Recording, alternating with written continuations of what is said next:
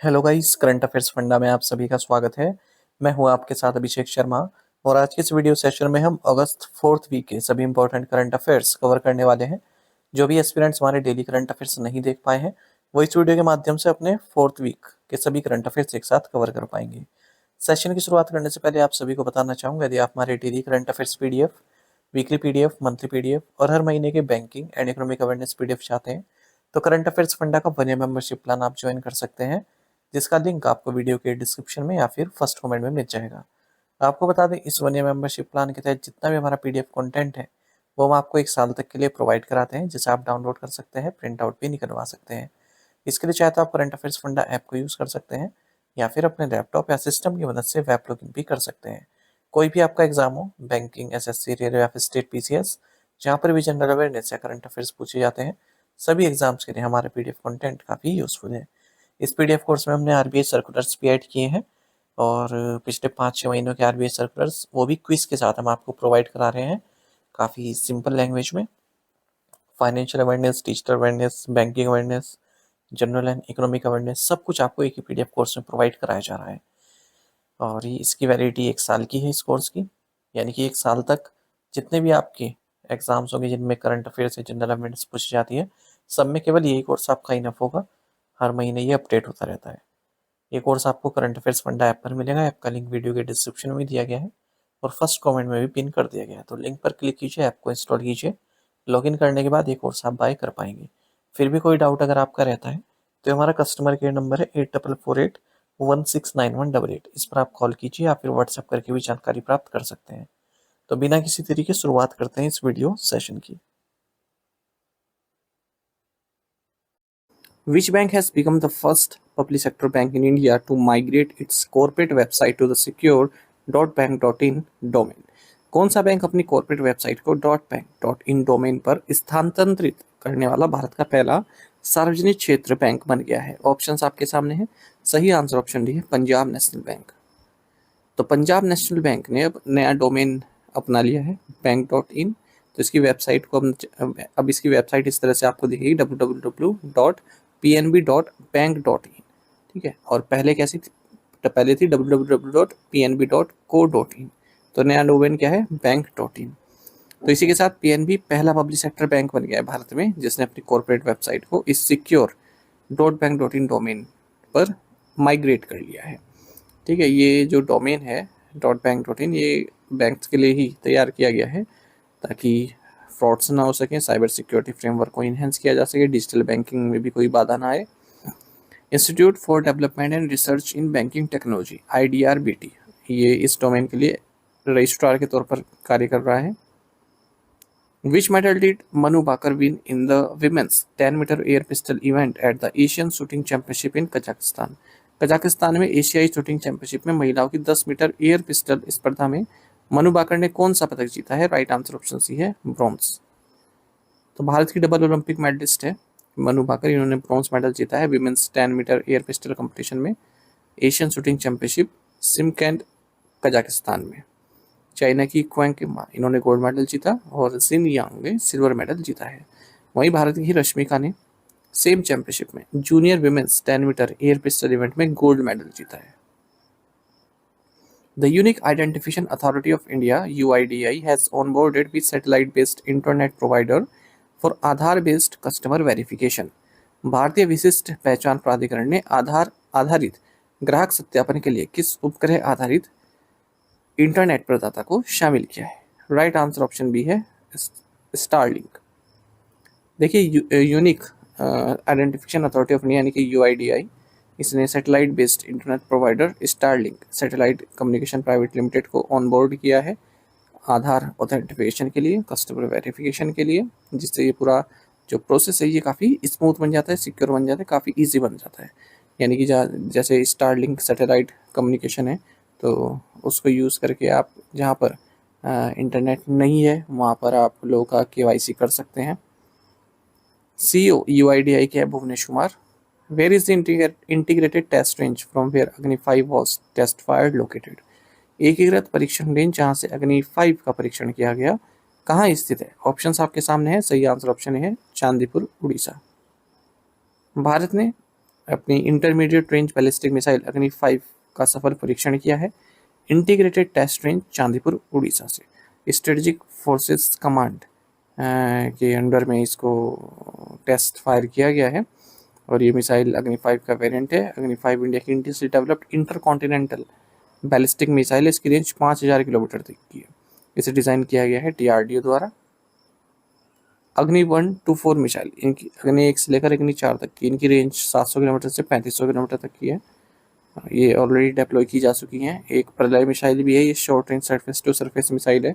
500 से 1000 kg का payload ये कैरी कर सकती है।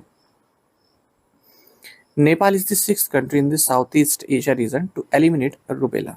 नेपाल दक्षिण पूर्व एशिया क्षेत्र में रूबेला उन्मूलन करने वाला 6ठा देश है। तो वर्ल्ड हेल्थ ऑर्गेनाइजेशन ने अनाउंस किया है कि नेपाल ने रूबेला को एलिमिनेट कर दिया है। रूबेला जो बीमारी है, ठीक है, इसको एलिमिनेट कर दिया गया। इस तरह से ये 6th कंट्री बन गई है साउथ ईस्ट एशिया में जो रूबेला एलिमिनेट कर चुकी है। रूबेला को जर्मन मेजल्स भी कहते हैं और काफ़ी कंटेजियस वायरल इन्फेक्शन होता है। तो ये एक वायरस है रूबेला और प्रेग्नेंट वुमेन काफ़ी अफेक्टेड इससे रहती हैं और इन्फेक्शन, मिसकैरेज, स्टिल बर्थ और कई तरह के डिफेक्ट्स ला सकता है। हालांकि ये प्रिवेंटेबल है, safe and cost effective vaccine से ये प्रिवेंटेबल है। Which of the following is not a variant of the bank of Maharashtra SBI card. निम्नलिखित में से कौन सा bank of Maharashtra SBI card का एक प्रकार नहीं है? राइट आंसर ऑप्शन ये प्लेटिनम प्लस, यानी कि एलिट, प्राइम, सिंपली सेव, ये इनके वेरिएंट हैं जो bank of Maharashtra SBI card launch किया गया है। तो bank of Maharashtra and SBI card ने एक को ब्रांडेड क्रेडिट कार्ड लॉन्च किया है। कई तरह के बेनिफिट्स हैं इसमें। कार्ड का नाम है bank of Maharashtra SBI card को ब्रांडेड क्रेडिट कार्ड। तो ये 3 वेरिएंट्स हैं इसके, तो bank of Maharashtra SBI card elite, bank of Maharashtra SBI card prime और bank of Maharashtra simply save SBI card. ये 3 वेरिएंट में लॉन्च किया गया है। MD and CEO bank of Maharashtra के नीतू सक्सेना है। SBI कार्ड के MD and CEO Salil Pandey हैं। The Parliament cleared the Mines and Minerals Development and Regulation Amendment Bill. The bill amends the original Act of 1957. संसद ने खान एवं खनिज विकास एवं विनियमन संशोधन विधेयक को मंजूरी दी है। ये विधेयक 1957 के मूल अधिनियम में संशोधन करता है। पार्लियामेंट ने mines and minerals development and regulation amendment bill 2025 को पास कर दिया है। ये bill mines and minerals development and regulation act 1957 को अमेंड करता है, इसमें चेंजेस लाता है। तो देखिए इस बिल में क्या है, मान लीजिए एक एग्जांपल से हम समझते हैं। जैसे लीज होल्डर्स हैं, यानी कि कोई माइन एरिया किसी कंपनी को सरकार ने दिया हुआ है कि आप यहाँ से जो है माइनिंग कर सकते हैं। अब मान लीजिए राजस्थान में कोई कंपनी है, वो कॉपर की खुदाई कर रही है, उसको वहाँ पर लिथियम के सोर्सेज भी प्राप्त होते हैं कि लिथियम भी है। तो उसको फिर पहले क्या होता था कि अलग से अप्लाई करना पड़ता था, अलग से फीस देनी पड़ती थी वहाँ पर माइनिंग के लिए। लेकिन अब अभी मान लीजिए वो कॉपर की खुदाई कर रहा है, कॉपर की माइनिंग कर रहा है, वहाँ पर उसको लिथियम के ट्रेसेस मिलते हैं, तो उसको अलग से अप्लाई करने की ज़रूरत नहीं है या फिर अलग से फीस देने की ज़रूरत नहीं है।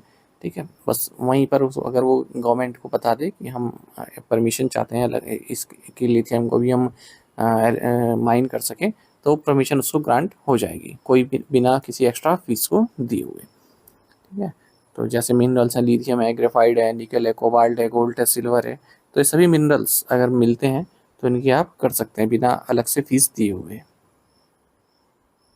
जो एग्जिस्टिंग लीज है आपकी, जो अभी आपने एग्जिस्टिंग आपने पैसे दिए हुए हैं उस चीज़ के लीज के, उसी पर ही कर सकते हैं। इसके तहत नेशनल मिनरल एक्सप्लोरेशन ट्रस्ट को भी इस्टेब्लिश किया जाएगा, जो मिनरल एक्सप्लोरेशन है उसको फंड करने के लिए। Captive mines are allowed to sell up to 50% of minerals produced in a year after meeting end use requirement. कि जैसे किसी कंपनी है वो किसी मिनरल को माइन कर रही है, ठीक है, और वो भी अपनी फैक्ट्री में यूज़ कर रही है, और उसके बाद फिर उसके पास कुछ सरप्लस बच जाता है, तो उसको वो फिर सेल भी कर सकती है, मतलब वो वेस्ट नहीं जाएगा, उसको बेच भी सकती है। गवर्नमेंट ऑफ इंडिया ने 24 क्रिटिकल मिनरल्स को आइडेंटिफाई किया हुआ है। Who has been appointed as the first ever Hindu chaplain in UK's Royal Navy? Britain की रॉयल नेवी में प्रथम हिंदू पाद्री के रूप में किसे नियुक्त किया गया है? राइट आंसर ऑप्शन सी है भानु अत्री। तो यूके की जो रॉयल नेवी है, इन्होंने भानु अत्री जो कि सोलन हिमाचल प्रदेश से आते हैं, इन्हें फर्स्ट एवर हिंदू चैपलेन अपॉइंट किया है। इस तरह से पहले नॉन क्रिश्चियन हैं जो स्पिरिचुअल सपोर्ट प्रोवाइड कराएंगे नेवल फोर्सेस को। ठीक है, who won the Australian grand prix MotoGP? ऑस्ट्रियाई ग्रां प्री मोटोजीपी किसने जीता है? राइट आंसर ऑप्शन बी है मार्क मार्केस। तो 6 time MotoGP champion Mark Marquez. इन्होंने ऑस्ट्रियन ग्रां प्री जीता है पहली बार अपने कैरियर में। एक Spanish grand prix motorcycle road racer हैं और डुकाटी लेनोवो टीम के लिए रेस करते हैं। Which IT signed a licensing agreement with Indraka Quantum Technologies Private Limited for the transfer of silicon photonics based quantum random number generator QRNG? किस IIT ने silicon photonics आधारित quantum random number generator के हस्तांतरण के लिए इंद्रका quantum technologies private limited के साथ licensing समझौते पर हस्ताक्षर किए? राइट आंसर ऑप्शन सी है आईआईटी मद्रास। तो Indian institute of technology Madras ने लाइसेंसिंग एग्रीमेंट साइन किया है 1 करोड़ रुपए तक का इंद्रका क्वांटम टेक्नोलॉजी प्राइवेट लिमिटेड के साथ, जिसके जरिए जो टेक्नोलॉजी है वो ट्रांसफर की जाएगी silicon photonics based quantum random number generator से संबंधित। आप कई क्रिटिकल एप्लीकेशन में इसका यूज़ होता है जो एक क्वांटम रैंडम नंबर जनरेटर है, जैसे IT security, cryptographic algorithm, quantum key distribution, scientific modelling and simulation, financial transaction, blockchain, OTP generation, gaming application. What is the purpose of the press Sewa portal? Press Sewa portal का उद्देश्य क्या है? Right answer option D है simplifying registration for newspapers and periodicals. Press registrar general of India Yogesh Baweja, इन्होंने press Sewa portal launch किया है जो एक सिंगल विंडो सोल्यूशन है जिसके तहत जो भी न्यूज़पेपर्स और पीरियोडिकल्स हैं उनका रजिस्ट्रेशन काफ़ी ईजी हो जाएगा। तो इससे ट्रांसपेरेंसी बढ़ेगी और जो रजिस्ट्रेशन प्रोसेस है उसमें भी तेजी आएगी। The new deadline set by SEBI for implementing margin obligations through the pledge repledge mechanism is pledge repledge mechanism के माध्यम से मार्जिन दायित्वों को लागू करने के लिए सेबी द्वारा निर्धारित नई समय सीमा अक्टूबर 10 है। Securities and exchange board of India ने जो डेडलाइन है जिसके जरिए margin obligations through pledge replace mechanism को अपनाया जाएगा डिपॉजिटरी सिस्टम में, उसको 10 अक्टूबर तक कर दी है। ठीक है, इसके लिए रिक्वेस्ट प्राप्त हुई थी सेंट्रल डिपॉजिटरी सर्विसेज लिमिटेड और नेशनल सिक्योरिटीज लिमिटेड से ये टाइमलाइन को थोड़ा और आगे बढ़ाया जाए। तो पहले 1 सितंबर थी लेकिन अब 10 अक्टूबर इन्होंने कर दी है। इसका क्या मतलब हुआ? देखिए, जैसे मैं इन्वेस्ट कर रहा हूँ किसी फ्यूचर मार्केट में, मतलब वो डील अभी हुई नहीं है लेकिन मैं उसको पहले ही एक रेट पे सेट कर देता हूँ फ्यूचर मार्केट पे, ताकि फ्लक्चुएशन ना हो उस डील का। ठीक है, शेयर मार्केट में। तो मैंने क्या किया, पहले मुझे क्या करना पड़ता था, जैसे मैंने रिलायंस के शेयर लिए हुए हैं, मान लीजिए मेरे पास रिलायंस के 1 लाख रुपए के शेयर है। अब मुझे किसी और कंपनी में फ्यूचर मार्केट में इन्वेस्ट करना है तो मुझे कुछ वहाँ पर गिरवी रखना पड़ता है। ठीक है, तो मैं क्या कर सकता हूँ, अपने कुछ कैश अपना गिरवी रख सकता हूँ जो मेरी मतलब जो डीमैट अकाउंट होल्डर कंपनी है या फिर जो ब्रोकर है उसके पास। तो ब्रोकर क्या करता है, उस कोलेट्रल को अपने अकाउंट में जमा कर लेता है। ठीक है, और उसका मिसयूज़ भी कर सकता है, उसको बेच भी सकता है या उसको किसी और काम में लगा सकता है।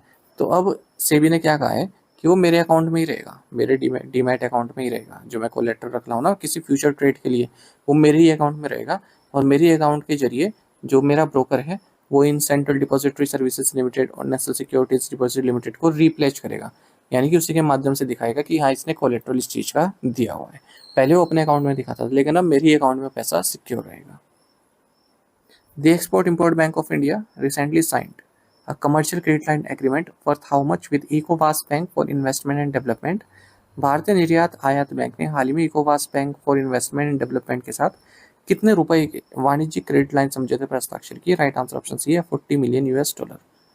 Export import bank of India ने इकोवास bank for investment development EBID के साथ एक commercial credit line agreement sign किया है $40 मिलियन का। तो जो इंडियन बिजनेस हैं जो अफ्रीका में कार्य करना चाहते हैं तो उनके लिए एक नई अपॉर्चुनिटी ये लेकर आएगा क्रेडिट लाइन। EBID एक रीजनल डेवलपमेंट फाइनेंस इंस्टीट्यूशन है। 15 जो economic community of west African states हैं उनके द्वारा ओन्ड है EBID। Bharat electronics limited recently signed an MOU with which company to jointly design and manufacture advance electronic system for defence application. Bharat electronics limited ने हाल ही में रक्षा अनुप्रयोग के लिए उन्नत इलेक्ट्रॉनिक प्रणाली को संयुक्त रूप से डिजाइन और निर्माण करने के लिए किस कंपनी के साथ एक समझौता ज्ञापन पर हस्ताक्षर किए? राइट आंसर ऑप्शन सी है Centrum electronics limited. Bharat electronics limited BEL ने MOU साइन किया सेंट्रम इलेक्ट्रॉनिक्स लिमिटेड के साथ जिसके जरिए जॉइंटली डिज़ाइन करेंगे, डेवलप करेंगे, मैन्युफैक्चर करेंगे advance electronic module subsystem defence applications के लिए। FedEx has collaborated with which Indian institute to inaugurate the Smart Center? FedEx ने स्मार्ट सेंटर का उद्घाटन करने के लिए किस भारतीय संस्थान के साथ सहयोग किया? राइट आंसर ऑप्शन बी है IIT मद्रास। तो federal express corporation and Indian institute of technology Madras, IIT Madras, इन्होंने मिलकर फेडेक्स स्मार्ट सेंटर को इनोग्रेट किया है। स्मार्ट मतलब supply chain modelling algorithm research and technology centre. Which airline signed a memorandum of understanding with Indian Oil Corporation Limited for the supply of sustainable aviation fuel (SAF)? किस airline ने सतत विमानन ईंधन की आपूर्ति के लिए इंडियन ऑयल कॉर्पोरेशन लिमिटेड के साथ समझौता ज्ञापन पर हस्ताक्षर किए? राइट आंसर ऑप्शन डी है एयर इंडिया। तो एयर इंडिया और इंडियन ऑयल कॉर्पोरेशन लिमिटेड इन्होंने MOU साइन किया है जिसके जरिए सस्टेनेबल एविएशन फ्यूल को सप्लाई किया जाएगा। सस्टेनेबल एविएशन फ्यूल एक बायोफ्यूल होता है, एयरक्राफ्ट वगैरह में यूज़ होता है। एयरक्राफ्ट चलाने के लिए काफ़ी लो कार्बन एमिट होता है अगर हम ट्रेडिशनल जेट फ्यूल से बात करें। Which country has emerged as the largest foreign investor in Indian mutual funds as of March 2025? मार्च 2025 तक कौन सा देश भारतीय म्यूचुअल फंड में सबसे बड़ा विदेशी निवेशक बनकर उभरा है? ऑप्शंस आपके सामने हैं। सही आंसर ऑप्शन डी है यूनाइटेड अरब अमीरात। यूनाइटेड अरब अमीरात ये लार्जेस्ट फॉरेन इन्वेस्टर है इंडियन म्यूचुअल फंड में, और लगभग जो UAE से इन्वेस्टमेंट म्यूचुअल फंड्स में भारत में आया है ये 52,549 करोड़ रुपए का है अगर हम मार्च 2025 तक की बात करें, ऐसा reserve bank of India study में रिवील किया गया है। जो ओवरऑल फॉरेन लाइबिलिटीज़ है इंडियन म्यूचुअल फंड्स की, यानी कि जो नॉन रेजिडेंट्स द्वारा म्यूचुअल फंड यूनिट्स ऑन की गई हैं, वो भी 19.9% तक बढ़ी है और फिजिकली 2025 में 30.5 बिलियन $, हो चुकी हैं। यूनाइटेड स्टेट्स और यूनाइटेड किंगडम से जो इन्वेस्टर्स हैं इनकी अगर हम कंबाइंड मार्केट वैल्यू देखें तो 20% है। ऑस्ट्रेलिया और कनाडा में भी फास्टेस्ट ग्रोथ देखने के लिए मिली है इंडियन म्यूचुअल फंड में अगर इन्वेस्टमेंट की बात करें।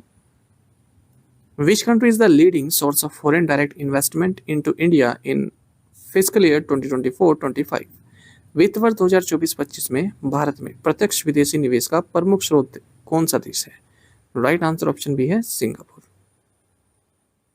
बात कर रहे हैं हम FDI इन्वेस्टमेंट की, तो भारत में जो FDI इन्वेस्टमेंट आई है 2024-25 में वो 81.04 बिलियन $, की है। ये आंकड़ा आपको याद होना चाहिए, महत्वपूर्ण है। और अगर हम इसको कंपेयर करें 2023-24 से, वहाँ पर केवल 71.28 बिलियन $, की, यानी कि 14% का इंक्रीज देखने के लिए मिला है। और 2013-14 में तो केवल 36.05 बिलियन $, की थी।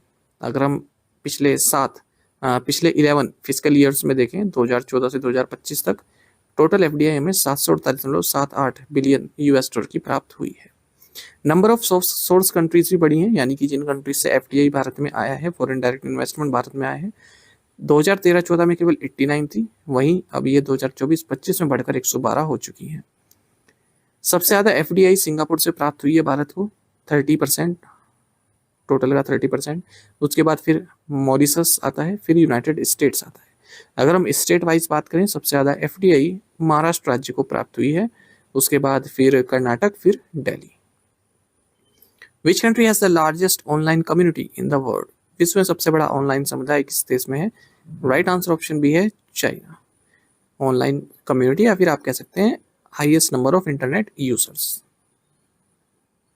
तो अक्टूबर 2024 तक की यहाँ पर बात बताई गई है।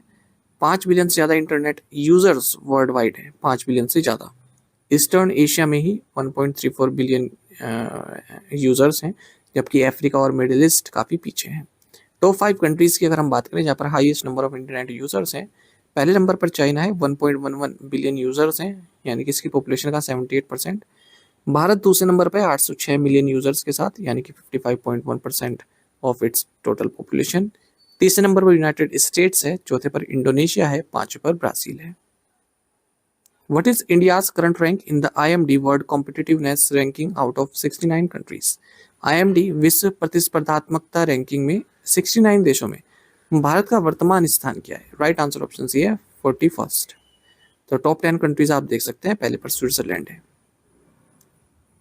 स्विट्जरलैंड ने 100 स्कोर किया है और मोस्ट कॉम्पिटिटिव इकोनॉमी है वर्ल्ड वाइड। अगर हम IMD world competitiveness ranking report की बात करें, ये ranking economic performance, government efficiency and business efficiency and infrastructure पर बेस्ड रहती है। सिंगापुर दूसरे नंबर पर है, हांगकांग तीसरे नंबर पर है। भारत 2 पायदान फिसलकर 41वें नंबर पर है आउट ऑफ 69 कंट्रीज। अगर हम अलग अलग पैरामीटर्स पर भारत की रैंकिंग देखें, जो पैरामीटर ऊपर डिस्कस किए हैं 3, तो 27th रैंक तो भारत की इकोनॉमिक परफॉर्मेंस में है, और गवर्नमेंट एफिशिएंसी में भारत की रैंक 45th है, बिजनेस एफिशिएंसी में 25th है। Offering online money gaming services under the Promotion and Regulation of Online Gaming Bill 2025 is punishable with imprisonment up to 3 years. Online gaming विधेयक 2025 के प्रचार और विनियमन के तहत ऑनलाइन मनी गेमिंग सेवाएं प्रदान करना 30 वर्ष तक के कारावास से दंडनीय है। राइट आंसर ऑप्शन सी है। पार्लियामेंट ने promotion and regulation of online gaming bill 2025 को पास कर दिया है, राष्ट्रपति से भी इसको मंजूरी मिल गई है, अब ये एक्ट बन चुका है। इसमें 3 सेगमेंट्स हैं, पहला है ई स्पोर्ट्स, दूसरा है ऑनलाइन सोशल गेम्स, तीसरा है ऑनलाइन मनी गेम्स।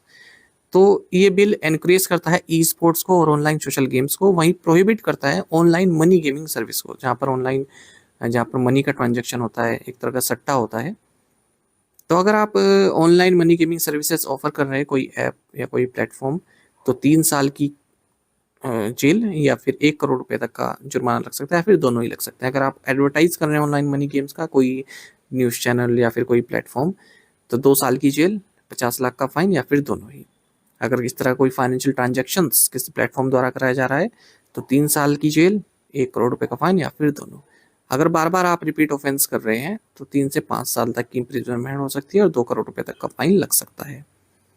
ठीक है, और बाकी और भी अगर आप नॉन कंप्लायंस करते हैं डायरेक्शन और गाइडलाइंस से, तो भी 10 लाख रुपए तक की सिविल पेनल्टी लग सकती है। अब जैसे ड्रीम 11 है, तो ड्रीम 11 यही काम करता है, बीसीसीआई का स्पॉन्सर भी है भारत की टीम का। तो ड्रीम 11 अब डेड नहीं है, ऐसा नहीं है कि अब ये खत्म हो गया तो ड्रीम 11 भी खत्म हो जाएगा। हाँ, ये है कि मेजर सोर्स जो रेवेन्यू का था वो यहाँ से आता था, इसका ऑनलाइन मनी गेम से। लेकिन और भी उसके पास अब नॉन मनी जो सेगमेंट है उस पर फोकस रहेगा। जैसे फैन कोड आपने सुना होगा, तो फैन कोड पर क्रिकेट वगैरह स्ट्रीम होते हैं, तो वो भी उसका एक प्लेटफॉर्म है जहाँ से रेवेन्यू हो सकता है, या फिर इंटरनेशनल मार्केट में इस तरह के कार्य कर सकता है। Who made the discovery that female Anopheline mosquitoes transmit malaria? यह खोज किसने की कि मादा एनोफिलिन मच्छर मलेरिया फैलाती है? राइट आंसर ऑप्शन सी है, सर रोनाल्ड रॉस। तो वर्ल्ड मॉस्किटो डे ये 20 अगस्त को हर साल मनाया जाता है, क्योंकि जो ब्रिटिश डॉक्टर रहे सर रोनाल्ड रॉस, उन्होंने इसी दिन डिस्कवरी की थी 1897 में कि जो फीमेल एनोफिलिन मॉस्किटो है यही मलेरिया को ट्रांजिट करता है ह्यूमंस के बीच में। वर्ल्ड मॉस्किटो डे 2025 का थीम है accelerating the fight against malaria for a more equitable world. Sir Ronald Ross को नोबेल प्राइज फॉर फिजियोलॉजी और मेडिसिन प्राप्त हुआ 1902 में इसी मलेरिया वर्क के लिए। पहले ब्रिटिश नोबेल लॉटरेट ये बने थे, और पहले बने थे जो यूरोप से बाहर पैदा हुए हैं। आपको बता दें इनका जन्म अल्मोड़ा में हुआ था, जो उत्तराखंड में है। On which date is the international day for the remembrance of the slave trade and its abolition observed every year? दास व्यापार और उसके उन्मूलन की स्मृति हेतु अंतर्राष्ट्रीय दिवस प्रतिवर्ष किस तिथि को मनाया जाता है? राइट आंसर ऑप्शन सी है, 23 अगस्त। International day for the remembrance of the slave trade and its abolition ये हर साल 23 अगस्त को मनाया जाता है, यूनेस्को द्वारा मनाया जाने वाला डे है। और यही डेट इसलिए चुनी गई क्योंकि 1791 में 22 अगस्त 23 अगस्त को सेंट डोमिनिक, जिसे हम हैतीवेयर कहते हैं, तो यहाँ पर एक अपराइजिंग हुई, एक रिवोल्ट हुई, जहाँ पर जो ये स्लेव ट्रेड है इसे अगेंस्ट अभियान छिड़ा। सद्भावना दिवस is observed on the birth anniversary of which farmer prime minister of India? सद्भावना दिवस किस पूर्व प्रधानमंत्री की जयंती पर मनाया जाता है? राइट आंसर ऑप्शन ए है, राजीव गांधी। सद्भावना दिवस यानी कि डे ऑफ हार्मनी ये हर साल 20 अगस्त को मनाया जाता है। इस दिन बर्थ एनिवर्सरी होती है former prime minister Rajiv Gandhi की, जो कि इंडिया के यंगेस्ट प्राइम मिनिस्टर थे। 40 साल की एज में ये भारत के 6th प्राइम मिनिस्टर बने 1984 में, जब इनकी माता जी इंदिरा गांधी को असैसिनेट कर दिया गया था। फ्री इलेक्शंस में कैंपेन कर रहे थे, इन्हें भी असैसिनेट कर दिया गया सुसाइडल बॉम्बर द्वारा लिटे गए। 1991 में इंडियन गवर्नमेंट ने इन्हें मरणोपरांत भारत रत्न, जो कि कंट्री का हाईएस्ट सिविलियन अवार्ड है, इससे सम्मानित किया। Recently, which state assembly passed the Minority Education Bill 2025, extending minority status benefits to communities beyond Muslims? हाल ही में किस राज्य विधानसभा ने अल्पसंख्यक शिक्षा विधेयक 2025 पारित किया है, जिसमें मुस्लिमों के अलावा अन्य समुदायों को भी अल्पसंख्यक दर्जे का लाभ दिया जाएगा? राइट आंसर ऑप्शन सी है, उत्तराखंड। उत्तराखंड असेंबली ने माइनॉरिटी एजुकेशन बिल 2025 पास किया है, जिसके जरिए जो इंस्टीट्यूशंस हैं जो Sikh, Jain, Buddhist, Christian, Parsi communities द्वारा चलाए जाते हैं, उन्हें भी माइनॉरिटी स्टेटस बेनिफिट्स दिए जाएंगे। अब तक ये माइनॉरिटी स्टेटस बेनिफिट केवल मुस्लिम्स द्वारा चलाए गए इंस्टीट्यूशंस को ही मिलते थे। जैसे ही ये बिल इम्प्लीमेंट हो जाएगा, एक्ट बन जाएगा, तो Uttarakhand Madrasa education board act 2016, Uttarakhand non government Arabic and Persian Madrasa recognition rules 2019, इनको रिपील कर दिया जाएगा 1 जुलाई 2026 से। Uttarakhand state minority education authority Uttarakhand Madrasa board को रिप्लेस करेगी। Who has been appointed as the new Delhi police commissioner? Delhi के नए पुलिस आयुक्त के रूप में किसे नियुक्त किया गया है? राइट आंसर ऑप्शन सी है, Satish Golcha. Ministry of home affairs ने सतीश कोलचा को दिल्ली पुलिस कमिश्नर अपॉइंट किया है, और ये मूव आया है क्योंकि दिल्ली की जो चीफ मिनिस्टर हैं रेखा गुप्ता, इनको स्लैप किया गया था इनके ऑफिस में जब ये जन सुनवाई कर रही थी। सतीश कोलचा आईपीएस ऑफिसर हैं एजीएमयूटी कैडर के, 26 कमिश्नर होंगे दिल्ली पुलिस के, और ये एसबी के सिंह को रिप्लेस करेंगे जो कि डायरेक्टर जनरल है होम गार्ड्स के। इनको एडिशनल चार्ज दिया हुआ था दिल्ली पुलिस कमिश्नर का 1 अगस्त को। Minister Amit Shah tabled 3 bills allowing the removal of elected representatives arrested on serial criminal charges. What is the name of the Constitution Amendment Bill? पूछ रहा है कि केंद्रीय मंत्री अमित शाह ने गंभीर आपराधिक आरोपों में गिरफ्तार निर्वाचित प्रतिनिधियों को हटाने की अनुमति देने वाले 3 विधेयक पेश किए। इस संविधान संशोधन विधेयक का नाम क्या है? ऑप्शंस आपके सामने हैं। सही आंसर ऑप्शन बी है, कॉन्स्टिट्यूशन 130th अमेंडमेंट बिल। तो 130वां संविधान संशोधन बिल ये पेश किया गया। डिटेल में पढ़ते हैं तो यूनियन मिनिस्टर अमित शाह ने 3 बिल पार्लियामेंट में पेश किए, और इन बिल का मकसद था कि जो इलेक्टेड रिप्रेजेंटेटिव हैं जो कि सीरियस क्रिमिनल चार्जेस में जिन्हें अरेस्ट किया गया है, तो उनको रिमूव करना उनके पद से। तो इन 3 बिल्स के नाम है government of union territories amendment bill 2025, constitution 130th amendment bill 2025 और Jammu and Kashmir reorganisation amendment bill 2025। तो ये जो बिल्स हैं इनमें प्रपोज किया गया है कि कोई भी प्राइम मिनिस्टर, चीफ मिनिस्टर या फिर मिनिस्टर जिसे अरेस्ट किया गया है, डिटेन किया गया है, जो लगातार 30 दिन कस्टडी में है, वो भी बिना किसी बेल के, और उसने इस तरह के कार्य किए हैं जिनकी सज़ा 5 साल से अधिक की हो सकती है, तो उन्हें 31वें दिन उनकी पोजीशन से हटा दिया जाएगा। जैसे प्राइम मिनिस्टर है, अगर इस सिचुएशन में आते हैं तो उन्हें प्रेसिडेंट द्वारा हटा दिया जाएगा। चीफ मिनिस्टर इस पोजीशन में आते हैं तो गवर्नर द्वारा हटा दिया जाएगा अगर वो खुद से रिजाइन नहीं करते हैं। ये एक रेजोल्यूशन फिर इसके लिए पास किया गया वॉइस वोट से, जहाँ पर ज्वाइंट कमेटी ऑफ पार्लियामेंट को ये बिल्स भेज दिए गए हैं। तो इस ज्वाइंट कमेटी में 21 मेंबर होंगे लोकसभा से, 10 मेंबर होंगे राज्यसभा से। Anantjeet Singh Naruka, an Asian Games silver medalist, won the Asian Skeet title in which championship? एशियाई खेलों के रजत पदक विजेता अनंतजीत सिंह नरूका ने किस चैंपियनशिप में एशियाई स्कीट खिताब जीता? राइट आंसर ऑप्शन सी है, 16th Asian shooting championship. Asian games silver medallist हैं अनंतजीत सिंह नरूका। इन्होंने एशियन स्कीट चैंपियनशिप जीती है, और कुवैत के मंसूर अल राशिदी को इन्होंने हराया है फाइनल में 16th एशियन शूटिंग चैंपियनशिप, जो कि सिमकेंट कजाकिस्तान में हुई है। स्कीट शूटिंग आप जानते होंगे, जहाँ पर जो खिलाड़ी है वो उसके पास शॉटगन होती है और क्ले टारगेट, दो जैसे आप बॉल्स तरह की समझ सकते हैं, उन्हें फेंक दिया जाता है आसमान में, ठीक है, और तब उन्हें शूट करना पड़ता है। Which Indian student won 1 gold, 1 silver and a special award at 18th International Earth Science Olympiad in China? किस भारतीय छात्र ने चीन में 18वें अंतर्राष्ट्रीय पृथ्वी विज्ञान ओलंपियाड में 1 स्वर्ण, 1 रजत और 1 विशेष पुरस्कार जीता है? राइट आंसर ऑप्शन है रायांश गुप्ता। तो रायांश गुप्ता लुधियाना से आते हैं, इन्होंने 1 गोल्ड, 1 सिल्वर मेडल जीता है 18th international earth science olympiad ginning China में। तो जो 18th international earth science olympiad रहा, इसमें अलग अलग नॉलेज देखी गई, अलग अलग नॉलेज टेस्ट हुए, जैसे geology, metrology, oceanography, astronomy, environmental sciences, ठीक है, इंडिविजुअल और टीम इवेंट्स में भारत ने 7 मेडल जीते हैं और 1 स्पेशल अवार्ड जीता है। तो रेयांश गुप्ता ने 1 गोल्ड, 1 सिल्वर और 1 स्पेशल मेडल जीता है, स्पेशल GYM रिपोर्टर अवार्ड। फिर बेंस चतुर्व्रत ने भी जीता है, अपम निधि पांडे ने भी जीता है, और प्रियांशी गंगास ने भी जीता है। Suzlon Group has become the first Indian energy company to join which global initiative? Suzlon समूह किस वैश्विक पहल में शामिल होने वाली पहली भारतीय ऊर्जा कंपनी बन गई है? राइट आंसर ऑप्शन है RE100। Suzlon group first Indian energy company बन गई जिसने RE100 इनिशिएटिव को ज्वाइन किया है। ये जो इनिशिएटिव है इसका नेतृत्व क्लाइमेट ग्रुप करता है CDP कार्बन डिस्क्लोजर प्रोजेक्ट के साथ मिलकर। तो इसके तहत जो सुजलॉन ग्रुप है इसने प्रतिज्ञा ली है कि हम 100% रिन्यूएबल एनर्जी का यूज़ करेंगे 2030 तक अपने जितने भी 15 मैन्युफैक्चरिंग फैसिलिटीज़ हैं उन पर। Who inaugurated the Kunj, a flagship retail and cultural destination for Indian handicrafts and handlooms? भारतीय हस्तशिल्प और हथकरघा के लिए एक प्रमुख खुदरा और सांस्कृतिक गंतव्य द कुंज का उद्घाटन किसने किया? राइट आंसर ऑप्शन बी है गिरिराज सिंह। तो union minister of textile Giriraj Singh ने द कुंज को इनोग्रेट किया है और कुंज ये न्यू दिल्ली में स्थित है। तो इसमें रिटेल शोरूम शॉप्स हैं, लाइव क्राफ्ट डिमॉन्स्ट्रेशन एरिया है, आर्टिशन के नेतृत्व वाले वर्कशॉप हैं, कुलिनरी एक्सपीरियंस है, सब कुछ इसमें दिया गया है। Where was the Ratan Tata innovation hub inaugurated? Ratan Tata innovation hub का उद्घाटन कहाँ किया गया? राइट आंसर ऑप्शन सी है गुंटूर। आंध्र प्रदेश के चीफ मिनिस्टर हैं N चंद्रबाबू नायडू। इन्होंने रतन टाटा इनोवेशन हब को इनोग्रेट किया है मंगलागिरी गुंटूर डिस्ट्रिक्ट में और 5 रीजनल सेंटर्स भी इनोग्रेट किए हैं विशाखापट्टनम, विजयवाड़ा, राजमहेंद्रवरम, तिरुपति और अनंतपुर में। ठीक है, तो MSMEs के लिए बनाया गया है उनको सपोर्ट करने के लिए।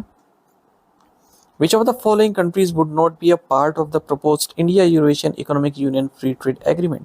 निम्नलिखित में से कौन सा देश प्रस्तावित भारत यूरेशियन आर्थिक संघ मुक्त व्यापार समझौते का हिस्सा नहीं होगा?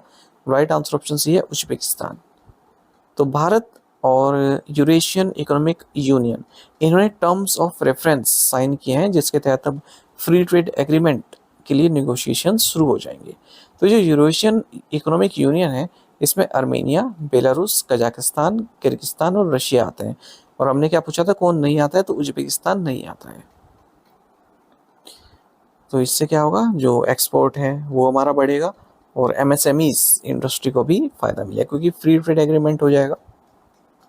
What is the new ex gratia amount raised to under the death relief fund by the Employees Provident Fund Organization EPFO? कर्मचारी भविष्य निधि संगठन द्वारा मृत्यु राहत कोष के अंतर्गत नई अनुग्रह राशि या फिर एक्स ग्रेशिया अमाउंट कितनी कर दी गई है? राइट आंसर ऑप्शन सी है 15 lakh rupees. Employees provident fund organisation इसने जो एक्स ग्रेशिया अमाउंट है डेथ रिलीफ फंड के तहत जो सेंट्रल बोर्ड एम्प्लॉइज को दी जाती है उसे बढ़ा दिया है 8.8 लाख रुपीज से बढ़ाकर 15 लाख रुपीज कर दिया गया है।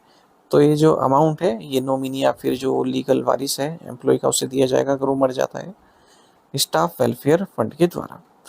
एक्स ग्रेशिया अमाउंट का मतलब क्या होता है? देखिए कोई आपदा आ जाती है, मान लीजिए कहीं पर, जैसे अभी उत्तराखंड में आपदा आई है और कई लोग उसमें मर गए हैं, ठीक है, पानी में उनकी मृत्यु हो गई है। तो जो भी उनके परिवार वाले होंगे तो उन्हें सरकार ने एक्स ग्रेशिया अमाउंट ऑफर की है। इसका मतलब होता है कि वो लीगल बाध्य नहीं है पैसा देने के लिए, वो बस एक सपोर्ट अमाउंट दे रहे हैं। ठीक है, मतलब ऐसा नहीं है कि उनके ऊपर ये लीगल है कि हाँ उनको देनी ही पड़ेगी अमाउंट, पर वो सरकार जो है एक तरह से मतलब जैसे आ जाता है ना कि सब कुछ चले गए हैं तो एक कंपनसेशन टाइप का दे देती है। जैसे कहीं पर बहुत सारे लोग मर जाते हैं किसी भगदड़ में तो कह देते हैं कि हम 10 लाख रुपए देंगे उनके फ्रेंड, तो एक सपोर्ट मिल जाता है उनको। अब गया हुआ व्यक्ति तो वापस नहीं आ सकता, पर जब आप इस तरह का सपोर्ट होता है, ठीक है, उसे बोलते हैं एक्स ग्रेशिया अमाउंट। मतलब आपके ऊपर कोई आप लीगली आप बाध्य नहीं है, लायबल नहीं है कि आपको पैसा देना ही है, पर आप एक सपोर्ट दे रहे हैं।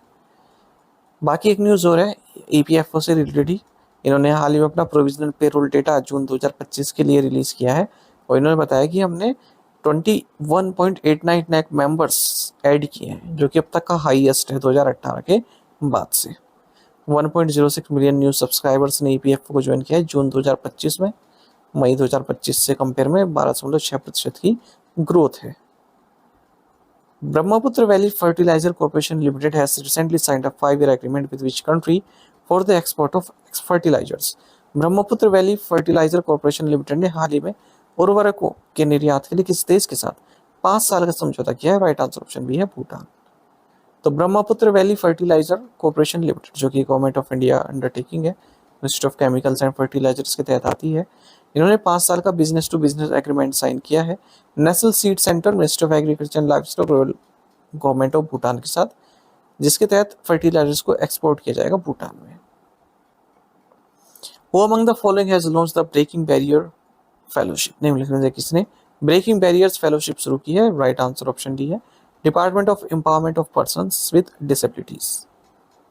Department of empowerment of persons with disabilities, ministry of social empowerment, इन्होंने मेमोरेंडम ऑफ अंडरस्टैंडिंग साइन किया है निपमन फाउंडेशन और young leaders for active citizenship के साथ, जिसके तहत ये ब्रेकिंग बैरियर फेलोशिप को लॉन्च करेंगे, जिसके तहत जो यंग प्रोफेशनल्स हैं उनको मौका दिया जाएगा कि वो department of empowerment of persons and disabilities में कार्य करें पॉलिसी सपोर्ट के लिए, और जो rights of persons with disabilities act 2016 की इम्प्लीमेंटेशन में अपनी भागीदारी दें।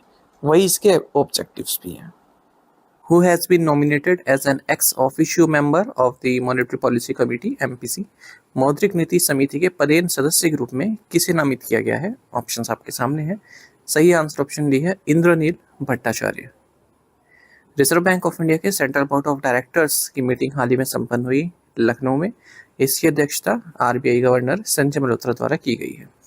इस मीटिंग में आरबीआई के एग्जीक्यूटिव डायरेक्टर इंद्रनील भट्टाचार्य को नॉमिनेट किया गया है as an ex officio member of monetary policy committee, यानी कि अब जब मॉनेटरी पॉलिसी कमेटी की मीटिंग होगी तब इंद्रनील भट्टाचार्य भी इसमें शामिल रहेंगे।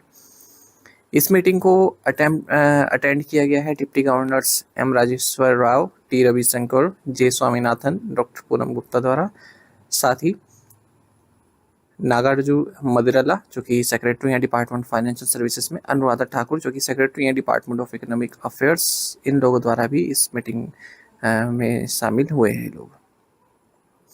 इंद्रनील राजीव रंजन को रिप्लेस कर रहे हैं, ठीक है, जो कि रिटायर होने वाले हैं।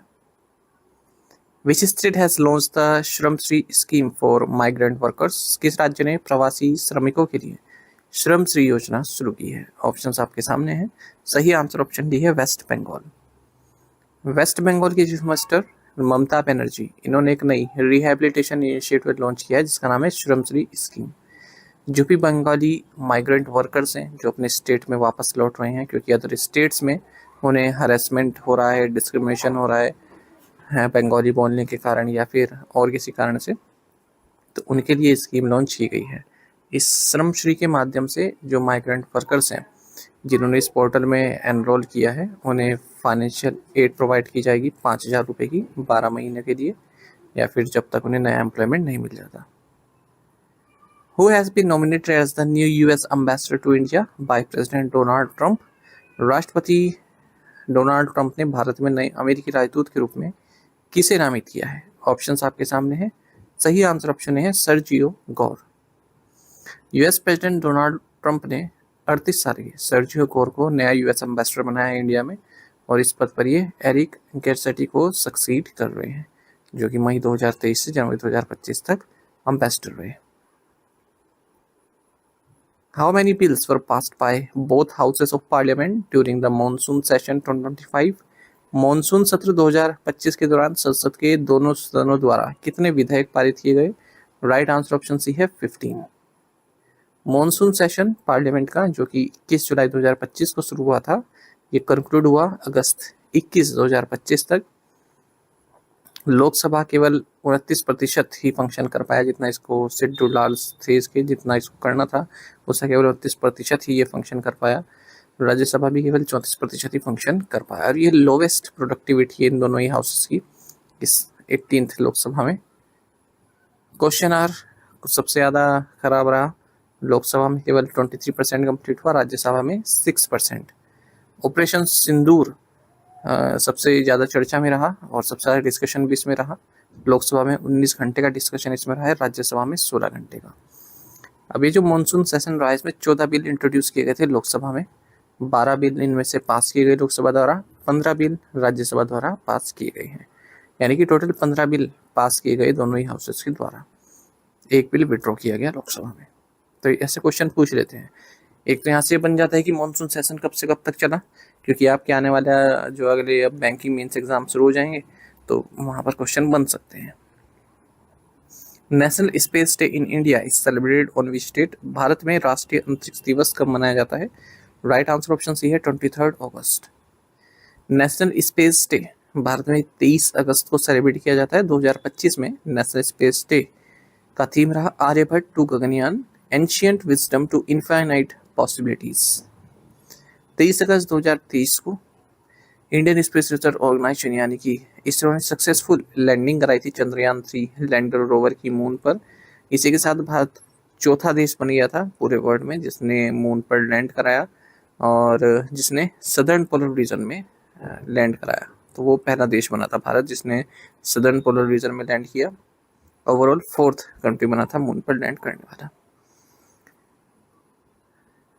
इसी अचीवमेंट को रिकॉग्नाइज करते हुए प्राइम मिनिस्टर नरेंद्र मोदी ने 2024 में अनाउंस किया कि हम 23 अगस्त को हर साल नेशनल स्पेस डे मनाया करेंगे। What is the new name of Jalalabad town? Jalalabad शहर का नया नाम क्या है? ऑप्शंस आपके सामने है। सही आंसर ऑप्शन डी है परशुरामपुरी। यूनियन होम मिनिस्ट्री ने जलालाबाद टाउन जो कि उत्तर प्रदेश के शाहजहांपुर डिस्ट्रिक्ट में आता है इसको परशुरामपुरी करने का जो प्रपोजल इनके पास आया था उसे अप्रूव कर दिया है।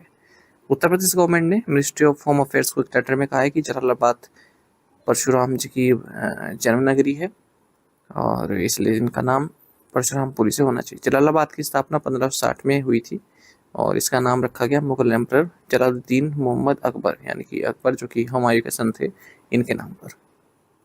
What is the theme of world senior citizens day 2025? विश्व वरिष्ठ नागरिक दिवस 2025 का विषय क्या है? ऑप्शंस आपके सामने है। सही आंसर ऑप्शन डी है empowering elderly voices for an inclusive future. World senior citizens day 21 अगस्त को हर साल मनाया जाता है। 2025 में इस डे का थीम रहा empowering elderly voices for an inclusive future. What is the amount of monetary penalty imposed by RBI on Ayodhya Finlease Limited? Ayodhya Finlease limited पर आरबीआई द्वारा लगाया गया मौद्रिक जुर्माना कितना है? ऑप्शंस आपके सामने है। सही आंसर ऑप्शन बी है 1 लाख रुपीज।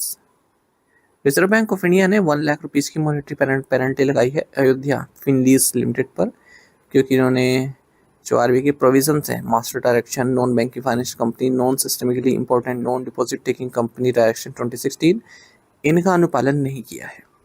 बाकी किस सेक्शन के तहत आरबीआई ने लगाई है वो भी आप पढ़ सकते हैं, ये इतना इंपॉर्टेंट नहीं है, बस ये याद रखिएगा कि कितने अमाउंट की पेनल्टी लगाई है किस पर। Which department signed an MOU with Association of Mutual Funds in India to facilitate mutual fund investments?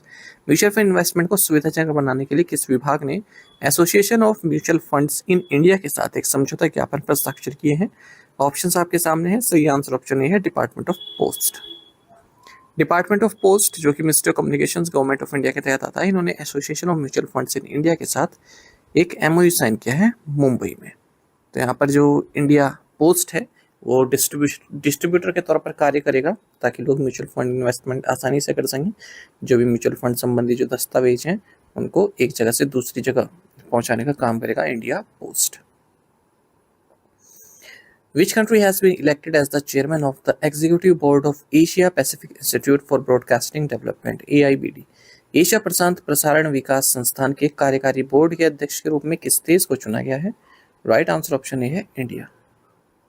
तो भारत को चेयरमैन नियुक्त किया गया है Asia Pacific institute for broadcasting development के एग्जीक्यूटिव बोर्ड में। Highest number of votes Bharat को प्राप्त हुए हैं इस 23वें AIBD जनरल कॉन्फ्रेंस के दौरान जो कि फुकेट थाईलैंड में हुआ है। लास्ट टाइम भारत के पास जब इसकी अध्यक्षता आई थी वो 2016 वर्ष था। अच्छा, ये जो इस बार ये 23वीं general conference and associate meeting हुई है AIBD की, इसकी अध्यक्षता भारत के द्वारा ही की गई। जो गौरव त्रिवेदी हैं CEO है प्रसार भारती, इनके द्वारा की गई। AIBD की स्थापना 1977 में हुई थी यूनेस्को के तहत और इसमें 45 कंट्रीज से 52 मेंबर ऑर्गेनाइजेशंस के सदस्य हैं। The Investor Education and Protection Fund Authority (IEPFA) in collaboration with SEBI, CDSL, NSDL, BSC and NSC has successfully opened 3 निवेशक सेवा केंद्र in which city? निवेशक शिक्षा एवं संरक्षण निधि प्राधिकरण ने SEBI, CDSL, NSDL, BSC और NSC के सहयोग से किस शहर में 3 निवेशक सेवा केंद्र सफलतापूर्वक खोले हैं? राइट आंसर ऑप्शन डी है Hyderabad. Investor education and protection fund authority ministry of corporate affairs government of India जो कि ministry of corporate affairs government of India के तहत आता है, इन्वेस्टर एजुकेशन प्रोटेक्शन अथॉरिटी, इन्होंने SEBI, CDSL, NSDL, BSC और NSC के साथ मिलकर 3 निवेशक सेवा केंद्र ओपन किए हैं हैदराबाद में। मकसद वही है, to provide faster, easier and more accessible solution to investors, खास करके KYC नॉमिनेशन अपडेट्स के लिए। Investor education protection fund authority की स्थापना 7 सितंबर 2016 को हुई थी। Who has been elected as the president of the Advertising Agencies Association of India AAAI for 2025-26? 2025-26 के लिए भारतीय विज्ञापन एजेंसी संघ के अध्यक्ष के रूप में किसे चुना गया है? ऑप्शंस आपके सामने है। सही आंसर ऑप्शन डी है श्रीनिवासन के स्वामी। श्रीनिवासन के स्वामी जो कि एग्जीक्यूटिव ग्रुप चेयरमैन है आर के स्वामी लिमिटेड के, इन्हें प्रेसिडेंट नियुक्त किया गया है advertising agencies association of India का 2025-26 के लिए। जयदीप गांधी वाइस प्रेसिडेंट नियुक्त किए गए हैं। Recently, the government of India approved the purchase of how many Tejas light combat aircraft Mark 1A for the Indian Air Force? हाल ही में भारत सरकार ने भारतीय वायुसेना के लिए कितने Tejas light combat aircraft mark 1A की खरीद को मंजूरी दी? राइट आंसर ऑप्शन बी है 97। Government of India 97 Tejas light combat aircraft mark 1A buy करेगी एयरफोर्स के लिए। 62,000 करोड़ रुपए की ये डील है। हिंदुस्तान एरोनॉटिक्स लिमिटेड के साथ ये डील की गई है। ये सेकंड बिग ऑर्डर है। इससे पहले हम 83 तेजस जेट्स की डील कर चुके थे 48,000 करोड़ रुपए की लागत से, और अब जो ये तेजस मार्क 1A है इसमें अपग्रेडेड रेडार और एवियोनिक्स भी आएंगे। Jaswinder Bhalla who passed away recently was best known for which role in cinema? Jaswinder Bhalla जिनका हाल ही में निधन हो गया, सिनेमा में किस भूमिका के लिए जाने जाते थे? राइट आंसर ऑप्शन बी है कॉमेडियन। तो पंजाबी सिनेमा के iconic comedian and actor Jaswinder Bhalla, इनका निधन हो गया 65 की एज में। एक और ऑबिचुरी देख लेते हैं। Indian born British business magnate, philanthropist and chairman of Caparo group Swraj Paul, इनका निधन हो गया है। पद्म विभूषण से गवर्नमेंट ऑफ इंडिया द्वारा इन्हें सम्मानित किया गया था 1983 में, और इन्होंने इंडो ब्रिटिश एसोसिएशन की भी स्थापना की थी 1975 में। Where was the 18th International Olympiad on Astronomy and Astrophysics 2025 held? खगोल विज्ञान और खगोल भौतिकी पर 18वां अंतर्राष्ट्रीय ओलंपियाड 2025 कहाँ आयोजित किया गया? ऑप्शंस आपके सामने हैं। सही आंसर ऑप्शन ए है मुंबई। तो भारत ने 4 गोल्ड मेडल्स और 1 सिल्वर जीता है 18th international olympiad on astronomy and astrophysics में, जो कि पहली बार भारत में हुआ है और 12 अगस्त से 31 अगस्त के बीच मुंबई में हुआ है। कई तरह की कॉम्प्लेक्स प्रॉब्लम्स यहाँ पर बच्चों को दी जाती हैं ऑब्जर्वेशनल एस्ट्रोनॉमी में, थ्योरेटिकल फिजिक्स में, डाटा एनालिसिस में। Who has been appointed as the new Deputy National Security Advisor (NSA) to Prime Minister Narendra Modi? प्रधानमंत्री नरेंद्र मोदी के नए उपराष्ट्रीय सुरक्षा सलाहकार के रूप में किसे नियुक्त किया गया है? ऑप्शंस आपके सामने हैं और सही आंसर ऑप्शन डी है अनीस दयाल सिंह। सेंट्रल गवर्नमेंट ने अनीस दयाल सिंह, जो कि फॉर्मर CRPF और ITBP डायरेक्टर जनरल रहे हैं, इन्हें डिप्टी नेशनल सिक्योरिटी एडवाइजर नियुक्त किया है प्राइम मिनिस्टर नरेंद्र मोदी का, और ये डायरेक्टली जो नेशनल सिक्योरिटी एडवाइजर हैं अजीत डोभाल उन्हें रिपोर्ट करेंगे। Farmer raw chief Rajendra Khanna ये एडिशनल NSA हैं, जबकि retired IPS officer TV Ramachandran और फॉर्मर IFS ऑफिसर पवन कपूर ये दोनों ही डिप्टी नेशनल सिक्योरिटी एडवाइजर्स हैं। Where was the All India Speakers Conference held recently? हाल ही में अखिल भारतीय वक्ता सम्मेलन कहाँ आयोजित किया गया? ऑप्शंस आपके सामने हैं। सही आंसर ऑप्शन सी है Delhi legislative assembly. All India speakers conference ये दिल्ली लेजिस्लेटिव असेंबली में हाल ही में संपन्न हुआ है, और इसका कारण रहा है जो विठल भाई पटेल हैं, ये पहले इलेक्टेड इंडियन स्पीकर थे सेंट्रल लेजिस्लेटिव काउंसिल के। उस वक्त आप पार्लियामेंट समझ सकते हैं, तो 100 साल पूरे हो गए हैं। ठीक है, विठल भाई पटेल ये स्ट्रैटेजी में पूछे जाते हैं, ये फर्स्ट इलेक्टेड इंडियन स्पीकर थे सेंट्रल लेजिस्लेटिव काउंसिल के, मतलब अंग्रेजों के टाइम में। Union ministers Amit Shah, minister of parliamentary affairs Kiren Rijiju, lieutenant governor VK Saxena, chief minister Rekha Gupta और Delhi legislative assembly speaker Vijender Gupta ये इस इवेंट में प्रेजेंट रहे। Which state has become the first digitally literate state in India? कौन सा राज्य भारत का पहला डिजिटल रूप से साक्षर राज्य बन गया है? राइट आंसर ऑप्शन ए है केरल। तो Kerala first digitally literate state बन गया है हमारे देश में। 2030 में स्टेट गवर्नमेंट ने प्रयास इसके शुरू किए थे digi Keralam complete digital literary programme को लॉन्च करके, और इसी के साथ इन्होंने एक अक्षय प्रोजेक्ट भी लॉन्च किया था, जिसके तहत मल्लपुरम ये हमारे देश का पहला ई लिटरेट डिस्ट्रिक्ट बना था। डिजिटल लिटरेसी आप कह सकते हैं, जो इंडिविजुअल है या फिर कोई कम्युनिटी है वो डिजिटल टेक्नोलॉजी को समझे, और डिजिटल लिटरेट हाउस होल्ड को आप कह सकते हैं एटलीस्ट वन मेंबर किसी फैमिली में कंप्यूटर जानता हो या फिर इंटरनेट का यूज करना जानता हो। What is the name of India's first all-women clean street food hub inaugurated by FSSAI? FSSAI द्वारा उद्घाटन किए गए भारत के पहले महिला स्वच्छ स्ट्रीट फूड हब का नाम क्या है? ऑप्शंस आपके सामने हैं। सही आंसर ऑप्शन ए है मौली। FSSAI ने मौली, जो कि इंडिया का first all women clean street food hub है, इसको लॉन्च किया है मुंबई में। फॉर्मली इसे इनॉग्रेट किया गया यूनियन मिनिस्टर पीयूष गोयल के द्वारा, और FSSAI के ईट राइट इंडिया मूवमेंट के तहत इसको लॉन्च किया गया है। फुली ऑपरेटेड है ये जो हब है, महिलाओं द्वारा, सेल्फ हेल्प ग्रुप से जो महिलाएं हैं उनके द्वारा इसको मतलब चलाया जा रहा है। In which year did Cheteshwar Pujara make his test debut for India? Cheteshwar Pujara ने किस वर्ष भारत के लिए टेस्ट क्रिकेट में पदार्पण किया था? राइट आंसर ऑप्शन बी है 2010। देखिए, कोई भी बड़ा खिलाड़ी जब रिटायर होता है, खास करके भारत की हम बात करें क्रिकेट से, तो उसका ये एग्जाम में आना काफ़ी मतलब पूछा जाता है कि कब उन्होंने डेब्यू किया था। जैसे विराट कोहली है, रोहित शर्मा है, ये भी टेस्ट क्रिकेट से अभी रिटायर हुए हैं, तो इनके भी आपको पता होना चाहिए। ऐसे चेतेश्वर पुजारा का भी पता होना चाहिए, बड़ा नाम है ये भी टेस्ट क्रिकेट में। तो former Indian middle order batsman Cheteshwar Pujara, इन्होंने रिटायरमेंट अनाउंस कर दिया है क्रिकेट के सभी प्रारूपों से।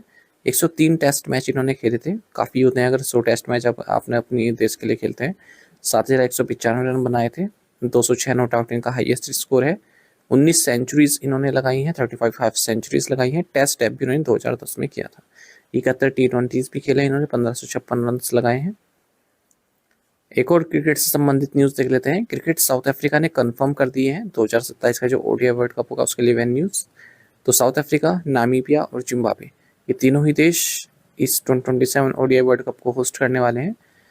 तो 50 ओवर का ये टूर्नामेंट रहेगा, और साउथ अफ्रीका में Johannesburg, Pretoria, Cape Town, Durban और Kibera, Bloemfontein, East London, Paarl, ये इसको होस्ट करेंगे।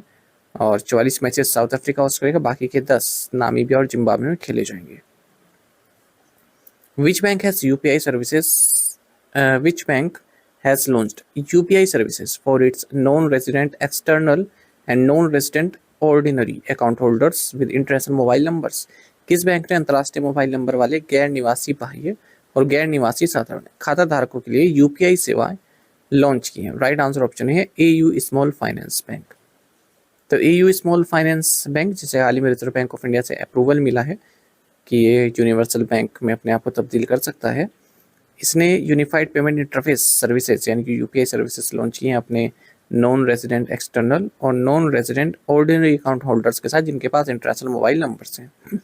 तो वो UPI में रजिस्टर कर सकते हैं अपने इंटरनेशनल मोबाइल नंबर्स के साथ ही, और अनइंटरप्टेड सर्विसेज वो प्राप्त कर सकते हैं, डिजिटल पेमेंट कर सकते हैं बिना किसी एडिशनल चार्ज के। Which company has partnered with Mastercard to enable contactless cross border payments? किस कंपनी ने संपर्क रहित सीमा पार भुगतान को सक्षम करने के लिए मास्टर कार्ड के साथ साझेदारी की है? ऑप्शंस आपके सामने हैं। सही आंसर ऑप्शन डी है थॉमस कुक इंडिया। तो थॉमस कुक इंडिया ने मास्टर कार्ड के साथ पार्टनरशिप की है, जिसके तहत कॉन्टैक्टलेस क्रॉस बॉर्डर पेमेंट्स किए जा सकते हैं गूगल पे पर, अलग अलग प्रीपेड फॉरेक्स कार्ड्स के जरिए।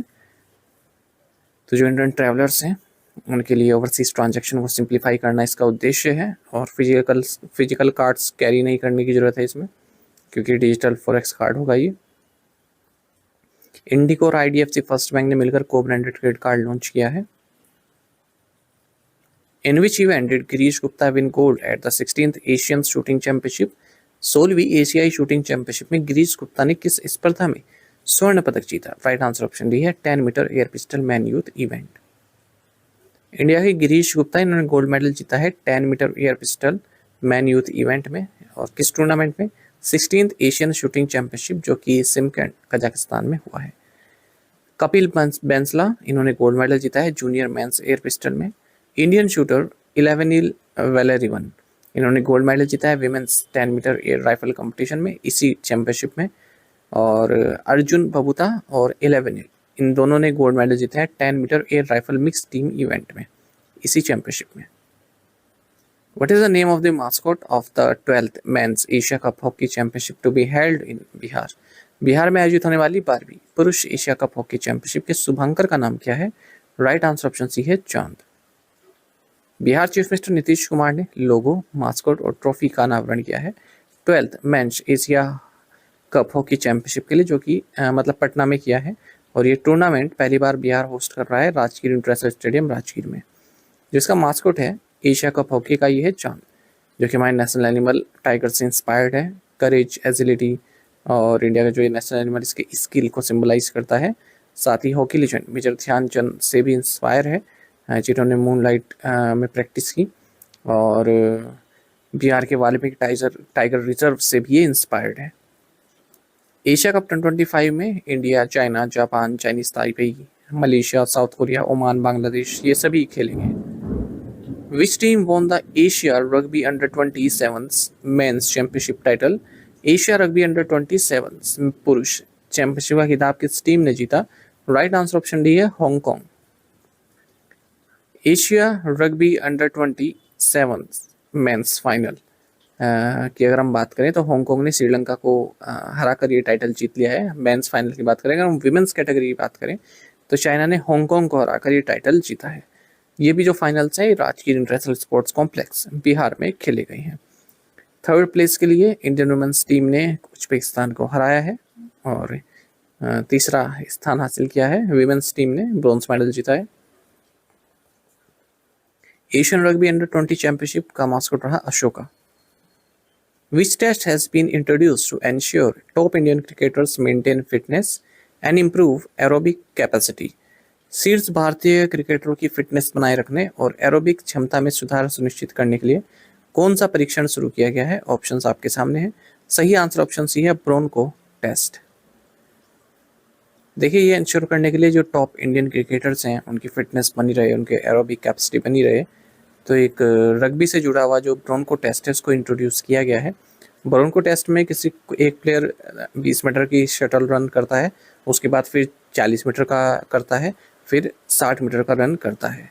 ठीक है, तो ये पूरा एक सेट हो जाता है। तो इस तरह के 5 सेट करने हैं, यानी कि 1200 मीटर्स की रन करनी है, वो भी 6 मिनट्स के अंदर अंदर। इससे पहले यो टेस्ट भी भारतीय टीम कर चुकी है। ठीक है, 2 किलोमीटर टाइम ट्रायल भी कर चुकी है।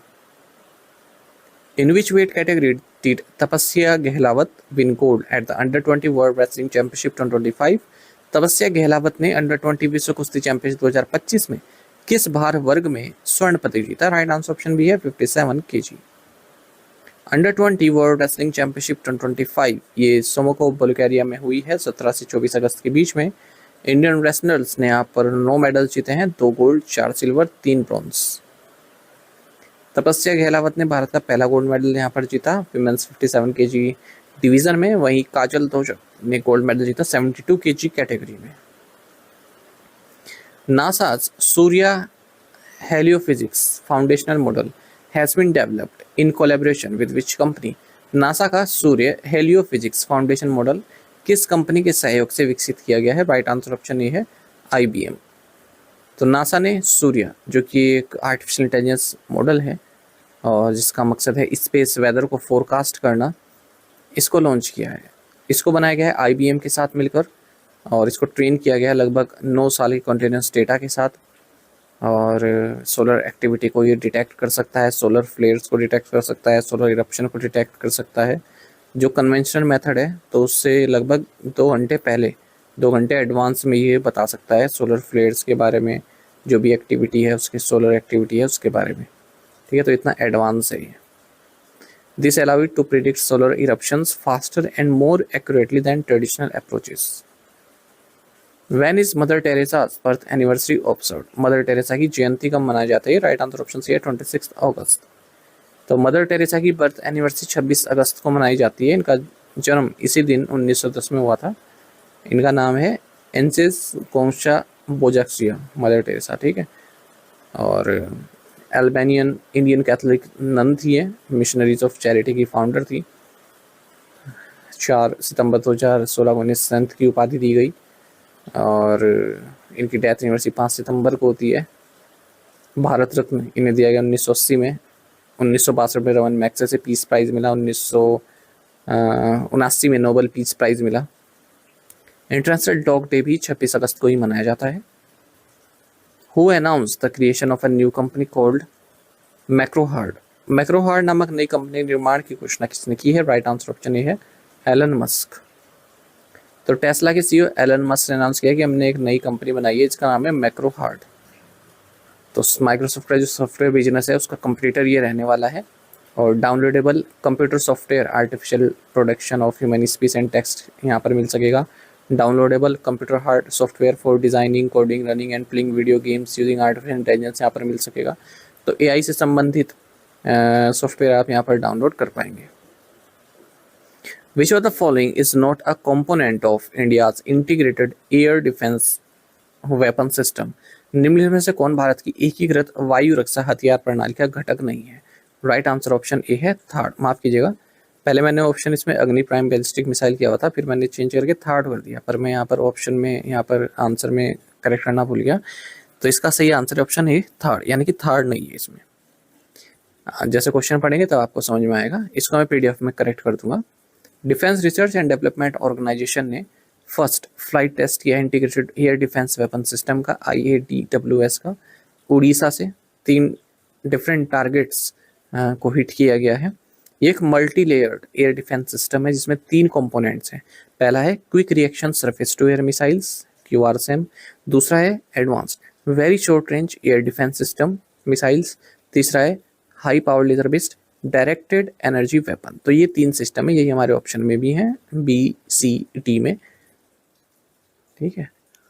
और जो QRSAM है इसको DRDO द्वारा डिजाइन एंड डेवलप किया गया है। वहीं जो वशोरेट्स है और DEW है इसको डेवलप किया गया है रिसर्च सेंटर इमारत और centre for high energy system and sciences के द्वारा। दोनों ही हैदराबाद में स्थित है। When is the world lake day celebrated annually. पूछ रहे हैं कि विश्व झील दिवस कब मनाया जाता है? ऑप्शंस आपके सामने हैं। सही आंसर ऑप्शन सी है अगस्त 27। देखिए 27 अगस्त को वर्ल्ड लेक डे सेलिब्रेट किया जाता है। इनफैक्ट इस बार 2025 में पहली बार ये वर्ल्ड लेक डे मनाया जा रहा है 27 अगस्त को United Nations environment programme UNEP के द्वारा। आपको बता दें जो हमारे इस पृथ्वी पर या वर्ल्ड में जो लिक्विड सरफेस है उसमें 87% लेक्स हैं। अच्छा, इसी तरह की और अगर हम वाटर रिलेटेड डेज देखें तो वर्ल्ड वाटर डे मनाया जाता है 22 मार्च को और वर्ल्ड ओशंस डे मनाया जाता है 8 जून को। तो एक और डे आपका ऐड हो गया वर्ल्ड लेक डे 27 अगस्त को। तो ये तीनों ही डेज महत्वपूर्ण है एग्जाम के लिए, याद रखिएगा। Where was the Commonwealth weight lifting championships where Mirabai Chanu won gold held. राष्ट्रमंडल भारोत्तोलन चैंपियनशिप जिसमें मीराबाई चानू ने स्वर्ण पदक जीता कहाँ आयोजित की गई? ऑप्शंस आपके सामने हैं। सही आंसर ऑप्शन बी है अहमदाबाद गुजरात।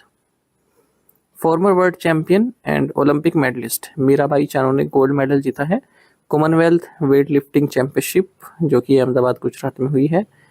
टोटल वेट इन्होंने 193 kg का उठाया है जिसमें 84 kg तो स्नैच में और 109 kg क्लीन एंड जर्क में। और टॉप स्पोर्ट इन्होंने हासिल किया है। साथ ही ग्लासगो स्कॉटलैंड में होने वाले 2026 कॉमनवेल्थ गेम्स के लिए भी डायरेक्ट क्वालिफाई किया है।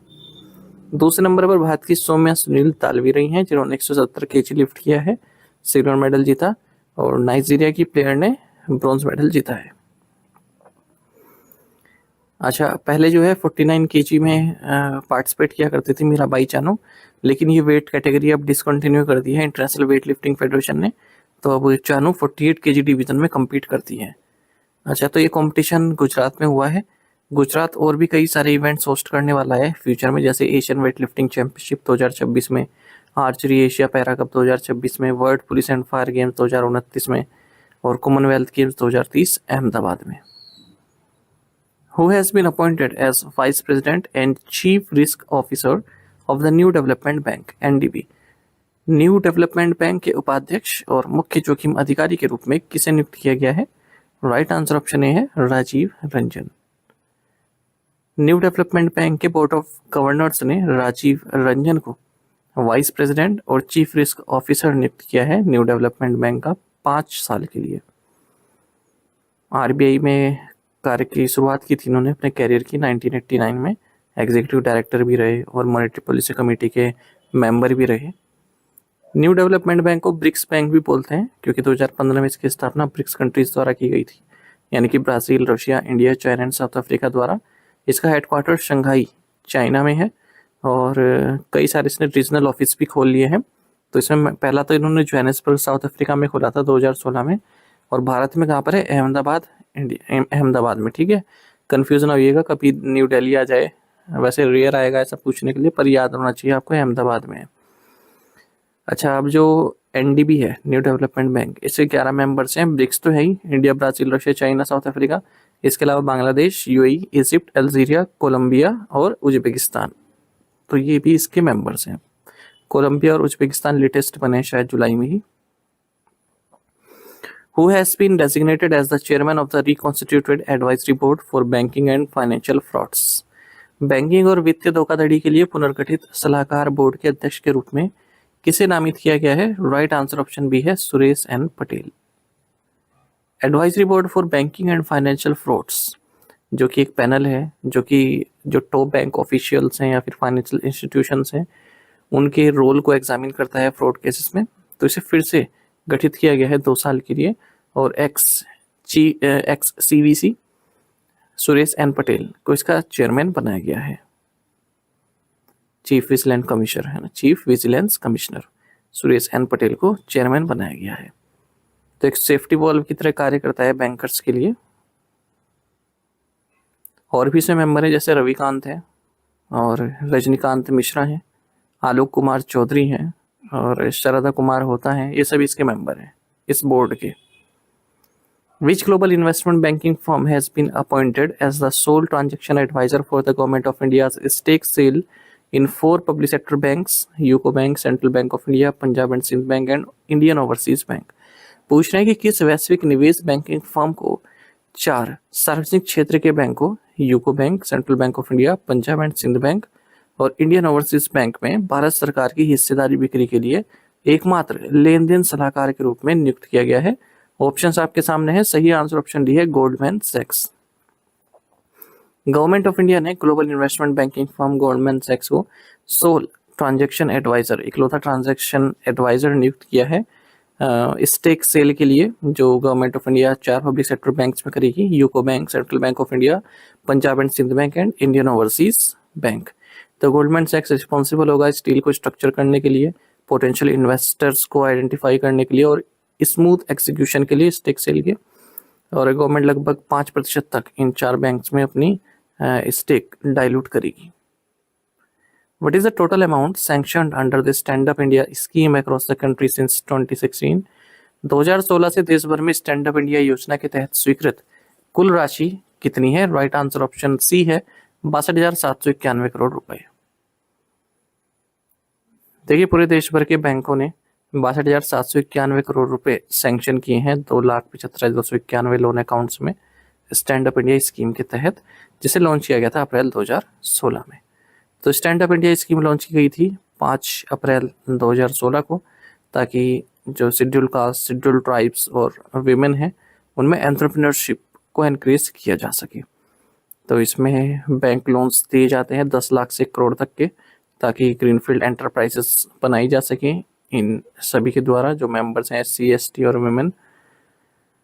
As per the guidelines, each branch of a scheduled commercial bank is expected to provide such loans to at least 1 SC, ST borrower and 1 women borrower.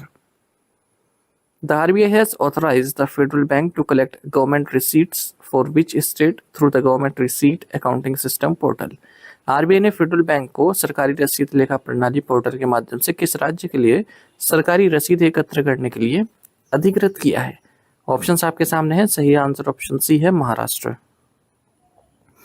Reserve bank of India ने federal bank को authorise किया है कि ये government receipts collect कर सकती है महाराष्ट्र के लिए government receipt accounting system portal के जरिए, और इसको इम्प्लीमेंट किया जा रहा है स्टेट फाइनेंस डिपार्टमेंट द्वारा 2010 से ही, जो ये GRAS है महाराष्ट्र द्वारा। ठीक है, तो जो भी टैक्स वगैरह हो तो वो फेडरल बैंक के जो जो भी फेडरल बैंक के कस्टमर हैं वो फेडरल बैंक के जरिए ही अपना पे कर सकते हैं। Federal bank customers will be able to pay dues such as stamp duty, registration fees, departmental taxes directly through the GRAS system. What is the provisional name given to the newly discovered Uranian moon? नए खोजे गए Uranian के उपग्रह को क्या नाम दिया गया है? राइट आंसर ऑप्शन है S25U1। नासा ने जेम्स वेब स्पेस टेलीस्कोप के जरिए 29वां सैटेलाइट या 29वां उपग्रह या 29वां मून डिस्कवर किया है यूरेनस का, जिसका नाम रखा गया है S25U1। इसकी जो डायमीटर है इस मून की ये 10 किलोमीटर तक की है और ये यूरेनस से 56,000 किलोमीटर की डिस्टेंस पर ऑर्बिट कर रहा है और इसको डिस्कवर किया गया है जेम्स वेब स्पेस के जो नियर इंफ्रारेड कैमरा है इसके जरिए। यूरेनस के बारे में थोड़ी बेसिक जानकारी लेते हैं। ये 7th प्लेनेट है अगर हम सन से दूरी की बात करें। विलियम हर्सल द्वारा 1781 में इसकी खोज की गई थी। एक आइस जॉइंट है, ठीक है, और ब्लू ग्रीन एटमॉस्फेयर है इसका मीथेन के कारण। Greek God of sky Uranus के नाम पर इसका नाम रखा गया है। 84 अर्थ ईयर्स इसको लगते हैं सन के अराउंड एक ऑर्बिट पूरा करने में।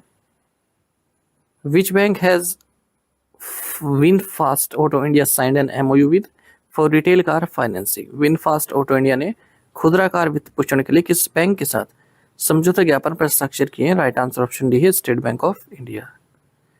तो विनफास्ट ऑटो इंडिया ने मेमोरेंडम ऑफ अंडरस्टैंडिंग साइन किया है स्टेट बैंक ऑफ इंडिया के साथ ताकि रिटेल कार फाइनेंसिंग प्रोवाइड की जा सके। Under the agreement customers will enjoy tailored financing solutions including attractive interest rates, flexible repayment options, up to 100% on loan funding, ये सभी।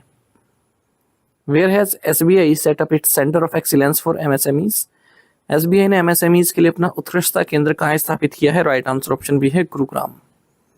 स्टेट बैंक ऑफ इंडिया ने अपना centre of excellence for MSMEs यानी कि micro small and medium enterprises launch किया है अपने state bank academy Gurugram में, ठीक है। तो MSME को सिस्टम को मजबूत करने के लिए इस सेंटर को ओपन किया गया है। The centre of excellence will engage with MSME promoters, startups, industry associations, academia, government, regulators and banking professionals. Which investment firm launched Soundbites, an AI-powered audio summary service? किस निवेश फर्म ने AI संचालित audio सारांश सेवा Soundbites launch की है? Right answer option A है axis capital. तो एक्सिस कैपिटल ने साउंड बाइट्स लॉन्च किए जो कि एक AI जनरेटेड ऑडियो समरीज है, यानी कि जो सिक्योरिटी रिसर्च रिपोर्ट्स होती हैं उनको ऑडियो फाइल में आप सुन सकते हैं। इस तरह से भारत में पहला इन्वेस्टमेंट बैंक बन गया है जिसने इस तरह का artificial intelligence powered audio summaries launch किया है। जैसे म्यूचुअल फंड्स होते हैं या फिर पेंशन फंड्स होते हैं तो डेली इनके पास कई तरह की रिपोर्ट्स आती हैं, अब उनको पढ़ना एक हेक्टिक टास्क है, तो आप क्या कर सकते हैं केवल 2 मिनट की ऑडियो में उनका ब्रीफ सुन सकते हैं ऑडियो फाइल में। Which Japanese bank has received RBI approval to acquire up to 24.99% stake in Yes Bank? किस जापानी बैंक को यस बैंक में 24.99% तक हिस्सेदारी हासिल करने के लिए RBI की मंजूरी मिल गई है? राइट आंसर ऑप्शन डी है Sumitomo Mitsui banking corporation. Japan के सुमितोमो मित्सुई बैंकिंग कॉरपोरेशन ने रिजर्व बैंक ऑफ इंडिया का अप्रूवल प्राप्त कर लिया जिसके जरिए 24.99% स्टेक एक्वायर कर सकती है, ठीक है, यस बैंक में।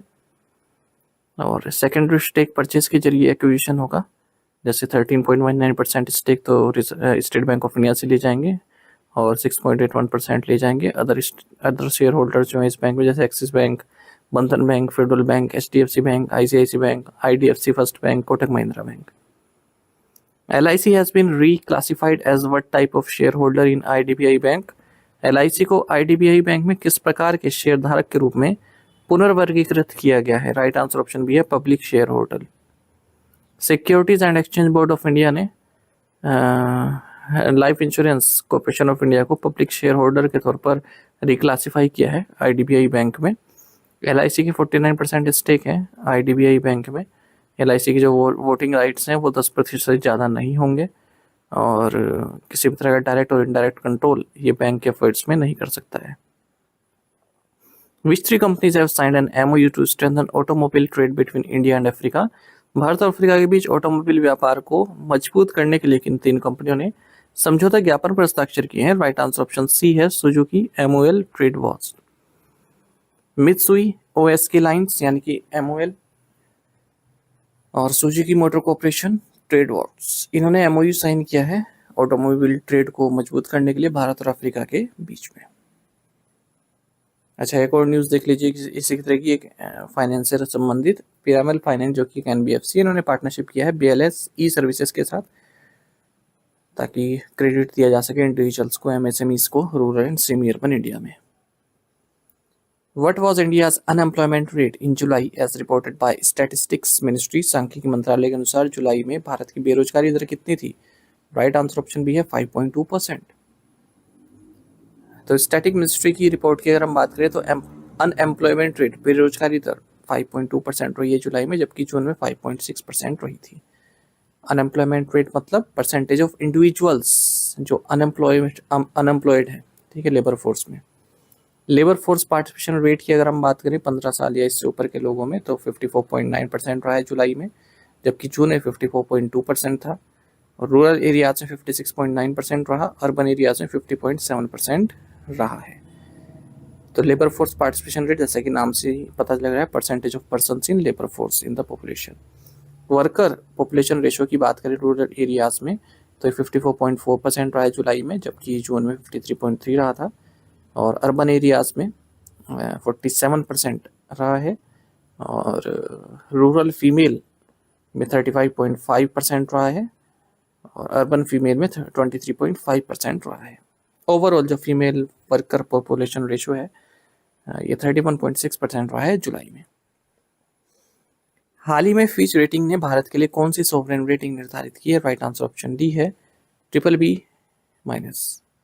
फिच रेटिंग्स ने इंडिया की जो सॉवरेन रेटिंग है BBB- का है, स्टेबल आउटलुक के साथ, और जीडीपी ग्रोथ 6.5% रहेगी मार्च 2026 को, जो हमारा फाइनेंशियल ईयर एंड होगा। 14 अगस्त को S&P ग्लोबल रेटिंग ने भी भारत की जो सॉवरेन रेटिंग है उसको अपग्रेड किया था, BBB कर दिया था, BBB नेगेटिव से, और 18 सालों में पहली बार भारत को अपग्रेड किया गया। और ये इसलिए है, कुछ रिफॉर्म भी भारत के द्वारा किए जा रहे हैं, जैसे जीएसटी रिफॉर्म होगा अब, तो 2 टियर रेट स्ट्रक्चर हो जाएगा अब जीएसटी का, 5% और 18% रहेगा, और 12-28% की जो स्लैब है वो हट जाएगी, और एक 40% की भी स्लैब रहेगी, 5-7 गुड उसमें भी आएंगे। Where in India will the FIDE world cup 2025 be held? भारत में फीडे विश्व कप 2024 कहाँ आयोजित किया जाएगा? ऑप्शंस आपके सामने हैं, सही आंसर ऑप्शन ए है, गोवा। तो फीडे वर्ल्ड कप 2025 ये गोवा में होगा 30 अक्टूबर से 27 नवंबर के बीच में। 11वां एडिशन है ये इस चेस वर्ल्ड कप का। मैग्नस कार्लसन डिफेंडिंग चैंपियन, यानी कि पिछली बार जो ये वर्ल्ड कप हुआ था उसमें विनर मैग्नस कार्लसन थे, इस बार अपना टाइटल डिफेंड करने उतरेंगे। 206 प्लेयर्स इसमें पार्टिसिपेट करेंगे, और 2 लाख US डॉलर का इसमें प्राइज़ है, विनिंग प्राइज़ है। और जो विनर है, रनर अप है, और जो 3rd प्लेस फिनिशर है वो कैंडिडेट्स टूर्नामेंट 2026 के लिए एलिजिबल रहेगा। लास्ट टाइम जब ये chess FIDE world cup Bharat में हुआ था तब 2002 की बात है, हैदराबाद में हुआ था, तब विश्वनाथ आनंद ने ये टाइटल जीता था। फीडे प्रेसिडेंट अर्कैडी डोरकोविच है, और इसका हेडक्वार्टर्स लुज़ेन स्विट्जरलैंड में है। Which state topped the medal tally at the inaugural Khelo India Water Sports Festival 2025 held at Dal lake Srinagar? Srinagar के डल लेक में आयोजित प्रथम खेलो इंडिया वाटर स्पोर्ट्स फेस्टिवल 2025 में किस राज्य ने पदक तालिका में शीर्ष स्थान प्राप्त किया है? ऑप्शंस आपके सामने हैं, सही आंसर ऑप्शन डी है, मध्य प्रदेश। तो मध्य प्रदेश ने खेलो India water sports festival 2025 medal tally को टॉप किया है। 18 मेडल्स टोटल इसने जीते हैं, 10 गोल्ड हैं, 3 सिल्वर हैं और 5 ब्रॉन्ज मेडल हैं। तो ये पहला ही एडिशन था खेलो इंडिया वाटर स्पोर्ट्स फेस्टिवल का। डल लेक श्रीनगर जम्मू एंड कश्मीर में हुआ 21 से 23 अगस्त के बीच में। 6 स्पोर्ट्स इसमें खेले गए, rowing, canoeing, kayaking, water skiing और shikara race and dragon boat race. और सेकंड खेलो इंडिया इवेंट है जो जम्मू एंड कश्मीर में हाल ही में हुआ है। इससे पहले गुलमर्ग में खेलो इंडिया विंटर गेम्स संपन्न हुए थे। दूसरे पायदान पर उड़ीसा रहा, तीसरे पर केरल रहा है। Where was INS Udayagiri and INS Himgiri commissioned into the Indian Navy? INS Udayagiri और INS हिमगिरी को भारतीय नौसेना में कहाँ शामिल किया गया? राइट आंसर ऑप्शन डी है, विशाखापट्टनम नवल बेस, वाइजैक जिसे बोलते हैं। तो 2 मल्टी मिशन स्टील्थ फ्रिगेट्स जो कि प्रोजेक्ट 17A के तहत आती है, आईएनएस उदयगिरी और आईएनएस हिमगिरी। इन्हें इंडियन नेवी में कमीशन कर दिया गया है और इस मौके पर रक्षा मंत्री राजनाथ सिंह भी मौजूद रहे। और ये जो पूरी सेरेमनी हुई ये नवल बेस विशाखापट्टनम में हुई है। ये हमारा आंसर भी है। तो अलग अलग 2 शिपयार्ड्स ने इन दोनों आईएनएस को बनाया, जैसे मजगांव टोक शिप बिल्डर्स लिमिटेड ने जो मुंबई स्थित है इन्हें आईएनएस उदयगिरी को बनाया है। Garden reach ship builders and engineers limited जो कोलकाता में स्थित है इन्होंने आईएनएस हिमगिरी को बनाया है। और प्रोजेक्ट 17 जो शिवालिक क्लास है उसको सक्सेसर हैं, उसके सक्सेसर हैं। और 101st वारशिप्स हैं ये, जिन्हें इंडियन नेवी की वारशिप डिज़ाइन ब्यूरो द्वारा बनाया गया है। अच्छा, इससे पहले भी आईएनएस उदयगिरी हुआ करती थी, पर ये मॉडर्न उदयगिरी है। ठीक है, इससे पहले जो आईएनएस उदयगिरी हुई थी वो 1976-2007 तक चली। इसी तरह से पहले हिमगिरी हुआ करता था, उसे वो भी 1974 से 2005 के बीच में चली। तो इनका नया वर्जन है।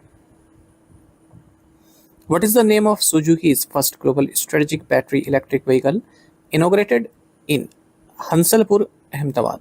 सुजुकी के पहले वैश्विक बैटरी इलेक्ट्रिक वाहन का नाम क्या है जिसका उद्घाटन अहमदाबाद के हंसलपुर में किया गया? राइट आंसर ऑप्शन डी है ई वितारा।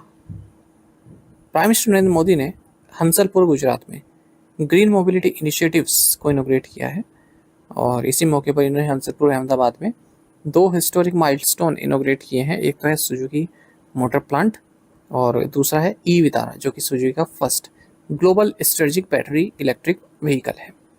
तो यहाँ से और लगभग 100 कंट्रीज में एक्सपोर्ट किए जाएंगे इन इलेक्ट्रिक व्हीकल्स को और इसी के साथ भारत एक मैन्युफैक्चरिंग हब बन जाएगा इलेक्ट्रिक व्हीकल्स का।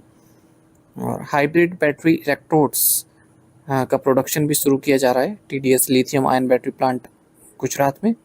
ये एक जॉइंट वेंचर है प्लांट तोशिबा, डेंसोर, सुजुकी के बीच में और डोमेस्टिक मैन्युफैक्चरिंग यहाँ से बूस्ट होगी।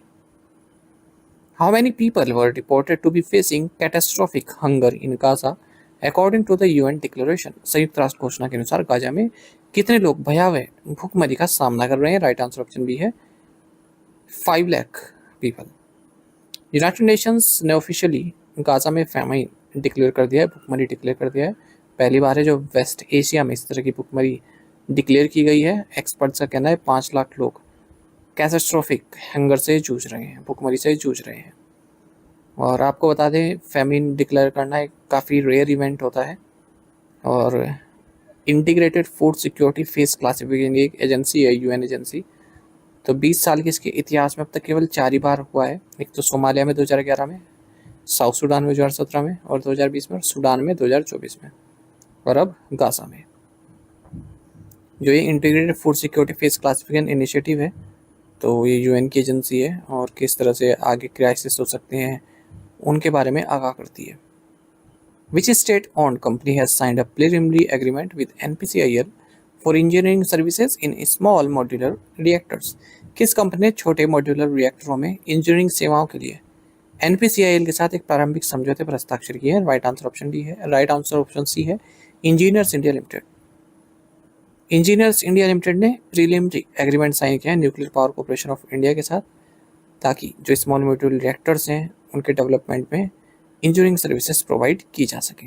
The memorandum of understanding is for providing engineering service toward the development of conceptual design and engineering of structures, systems and component of Bharat small modular reactor.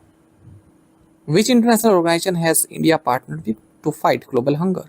वैश्विक भूखमरी से लड़ने के लिए भारत ने किस अंतर्राष्ट्रीय संगठन के साथ साझेदारी की है? राइट आंसर ऑप्शन बी है world food programme, WFP। Government of India और वर्ल्ड फूड प्रोग्राम इन्होंने कोलैबोरेशन अनाउंस किया है ग्लोबल हंगर क्राइसिस को देखते हुए। लेटर ऑफ इंटेंट इन्होंने साइन किया है। इस इनिशिएटिव के तहत जो department of food and public distribution है गवर्नमेंट ऑफ इंडिया का, ये वर्ल्ड फूड प्रोग्राम को ऑफर कर रहा है कि आप फोर्टिफाइड राइस भारत से लीजिए और जहाँ पर भी ज़रूरत है, जहाँ पर मोस्ट वल्नरेबल पॉपुलेशन है, जहाँ पर क्राइसिस हुआ है वहाँ पर मार दीजिए। वर्ल्ड फूड प्रोग्राम के बारे में जानना आपके लिए आवश्यक है। एक तो वर्ल्ड की लार्जेस्ट ह्यूमैनिटेरियन ऑर्गेनाइजेशन है, स्थापना 1961 में हुई थी, हेडक्वार्टर इसका रोम में है। नोबेल पीस प्राइज मिला था इसे 2020 में। तो क्वेश्चन से ज़्यादा आपके लिए ये महत्वपूर्ण है जो मैंने आपको वर्ल्ड फूड प्रोग्राम के बारे में बताया है। Who represented India at the annual chiefs of defence conference in Thailand? Thailand में वार्षिक रक्षा प्रमुख सम्मेलन में भारत का प्रतिनिधित्व किसने किया? राइट आंसर ऑप्शन डी है air marshal Ashutosh Dixit. Chief of integrated defence staff air marshal Ashutosh Dixit, इन्होंने annual chief of defence conference में पार्टिसिपेट किया है थाईलैंड में। इसको United States Indo Pacific Command और रॉयल थाई आर्म फोर्सेस द्वारा होस्ट किया गया। तो 2025 का जो एडिशन है maritime security, counter terrorism, cyber resilience, humanitarian assistance, disaster relief पर फोकस रहा। According to SPI research latest eco wrap report, what is India projected GDP growth for fiscal year 26। SBI research की नवीनतम eco wrap report के अनुसार वित्त वर्ष 2026 के लिए भारत की अनुमानित जीडीपी वृद्धि क्या है? राइट आंसर ऑप्शन बी है 6.3%। एसपीआई रिसर्च ने अपनी इको रैप रिपोर्ट में कहा है कि इंडिया की जो जीडीपी ग्रोथ है ये 6.3% रहेगी फिस्कल 26 के लिए, यानी कि 25-26 के लिए, और जो कि लोअर है रिजर्व बैंक ऑफ इंडिया का जो एस्टिमेट है 6.5% उससे। जो फर्स्ट क्वार्टर की ग्रोथ है वो 6.8 से 7% रहने की उम्मीद है। फाइनल क्वार्टर की ग्रोथ 6.1 रहने की उम्मीद है। ओवरऑल जो हमारी इकोनॉमी है ये 6.8% के बीच में ग्रो करेगी 2025-26 में। Where was marathon 2025 India's maritime hackathon held या लॉन्च्ड? भारत का समुद्री हैकाथन मैराथन 2025 कहाँ लॉन्च किया गया? राइट आंसर ऑप्शन बी है IIT Madras. Ministry of port shipping and waterways, national technology centre for ports waterways and coast IIT Madras and maritime and national maritime complex Chennai port authority के साथ मिलकर marathon 2025 जो कि India का maritime hackathon है इसको launch किया IIT मद्रास में। तो इसको Sagarmala startup innovation initiative S2I2 के तहत लॉन्च किया गया है। Which organisation in collaboration with Vertis infrastructure trust launched project Aarohan? Vertis infrastructure trust के सहयोग से किस संगठन ने प्रोजेक्ट आरोहन लॉन्च किया? राइट आंसर ऑप्शन डी है National Highways Authority of India NHAI। देखिए जो टोल प्लाजा एम्प्लॉयज़ हैं उनके जो बच्चे हैं उनके एजुकेशनल एस्पिरेशंस को सपोर्ट करने के लिए NHAI ने वर्टिस इंफ्रास्ट्रक्चर ट्रस्ट के साथ मिलकर प्रोजेक्ट आरोहन लॉन्च किया है। इस प्रोजेक्ट को लॉन्च किया गया NHAI के चेयरमैन संतोष कुमार यादव द्वारा NHAI हेडक्वार्टर्स न्यू दिल्ली में। तो जो उनके बच्चे हैं जिन्हें फाइनेंशियल प्रॉब्लम है तो पढ़ने में मदद करेंगे, ठीक है, और खासकर जो इकोनॉमिक वीकर सेक्शन है जैसे कि गर्ल्स आती हैं लो इनकम हाउस होल्ड से, फर्स्ट जनरेशन लर्नर्स हैं, economically weaker section, schedule caste, schedule tribe, other backward class या फिर माइनॉरिटी कम्युनिटीज़ से जो बच्चे आते हैं, इसको SME ट्रस्ट का जो भारत केयर्स है इसके द्वारा इम्प्लीमेंट किया जाएगा। और फंड एलोकेशन इसका 1 करोड़ रुपए है। 500 स्टूडेंट्स को पहले फेज में कवर किया जाएगा क्लास 11 से जो ग्रेजुएशन तक के हैं। एनुअल स्कॉलरशिप 12,000 की दी जाएगी। 50 ब्राइट स्टूडेंट जो पोस्ट ग्रेजुएट करना चाहते हैं या फिर हायर स्टडीज़ करना चाहते हैं उन्हें भी 50,000 रुपये की स्कॉलरशिप दी जाएगी। VCT hosted the 3GPP Radio Access Network Working Group meeting for the first time in India। Bharat में पहली बार 3GPP रेडियो एक्सेस नेटवर्क कार्य समूह की बैठकों की मेजबानी किस शहर ने की? राइट आंसर ऑप्शन डी है बेंगलुरु। तो पहली बार भारत में 3GPP radio access network working group meeting RAN 1 through RAN 5 inaugurate की गई है व्हाइटफील्ड बेंगलुरु में। तो department of telecommunications, ministry of communications द्वारा इसको होस्ट किया गया। Telecommunications standard development society India द्वारा भी इसको होस्ट किया गया है। पहली बार है जब 6G स्टैंडर्डाइजेशन पर डिस्कशन किया गया है। Which company signed an MOU with the Indian Army's Dao division to enhance mobile communication infrastructure in Arunachal Pradesh Dibang valley and Anjaw districts? Arunachal Pradesh की दिबांग घाटी और अंजो जिले में मोबाइल संचार बुनियादी ढांचे को बढ़ाने के लिए किस कंपनी ने भारतीय सेना के दाओ डिवीजन के साथ एक समझौता ज्ञापन पर हस्ताक्षर की? राइट आंसर ऑप्शन सी है भारतीय एयरटेल। इंडियन आर्मी का जो दाऊ डिवीजन है और भारतीय एयरटेल उन्होंने मेमोरेंडम ऑफ अंडरस्टैंडिंग साइन किया जिसके जरिए मोबाइल कम्युनिकेशन इंफ्रास्ट्रक्चर को इनहेंस किया जाएगा अरुणाचल प्रदेश के दिबांग वैली और अंजो डिस्ट्रिक्ट में। The initiative will improve cellular network coverage benefiting both the local population and deployed troops by ensuring reliable communication facilities।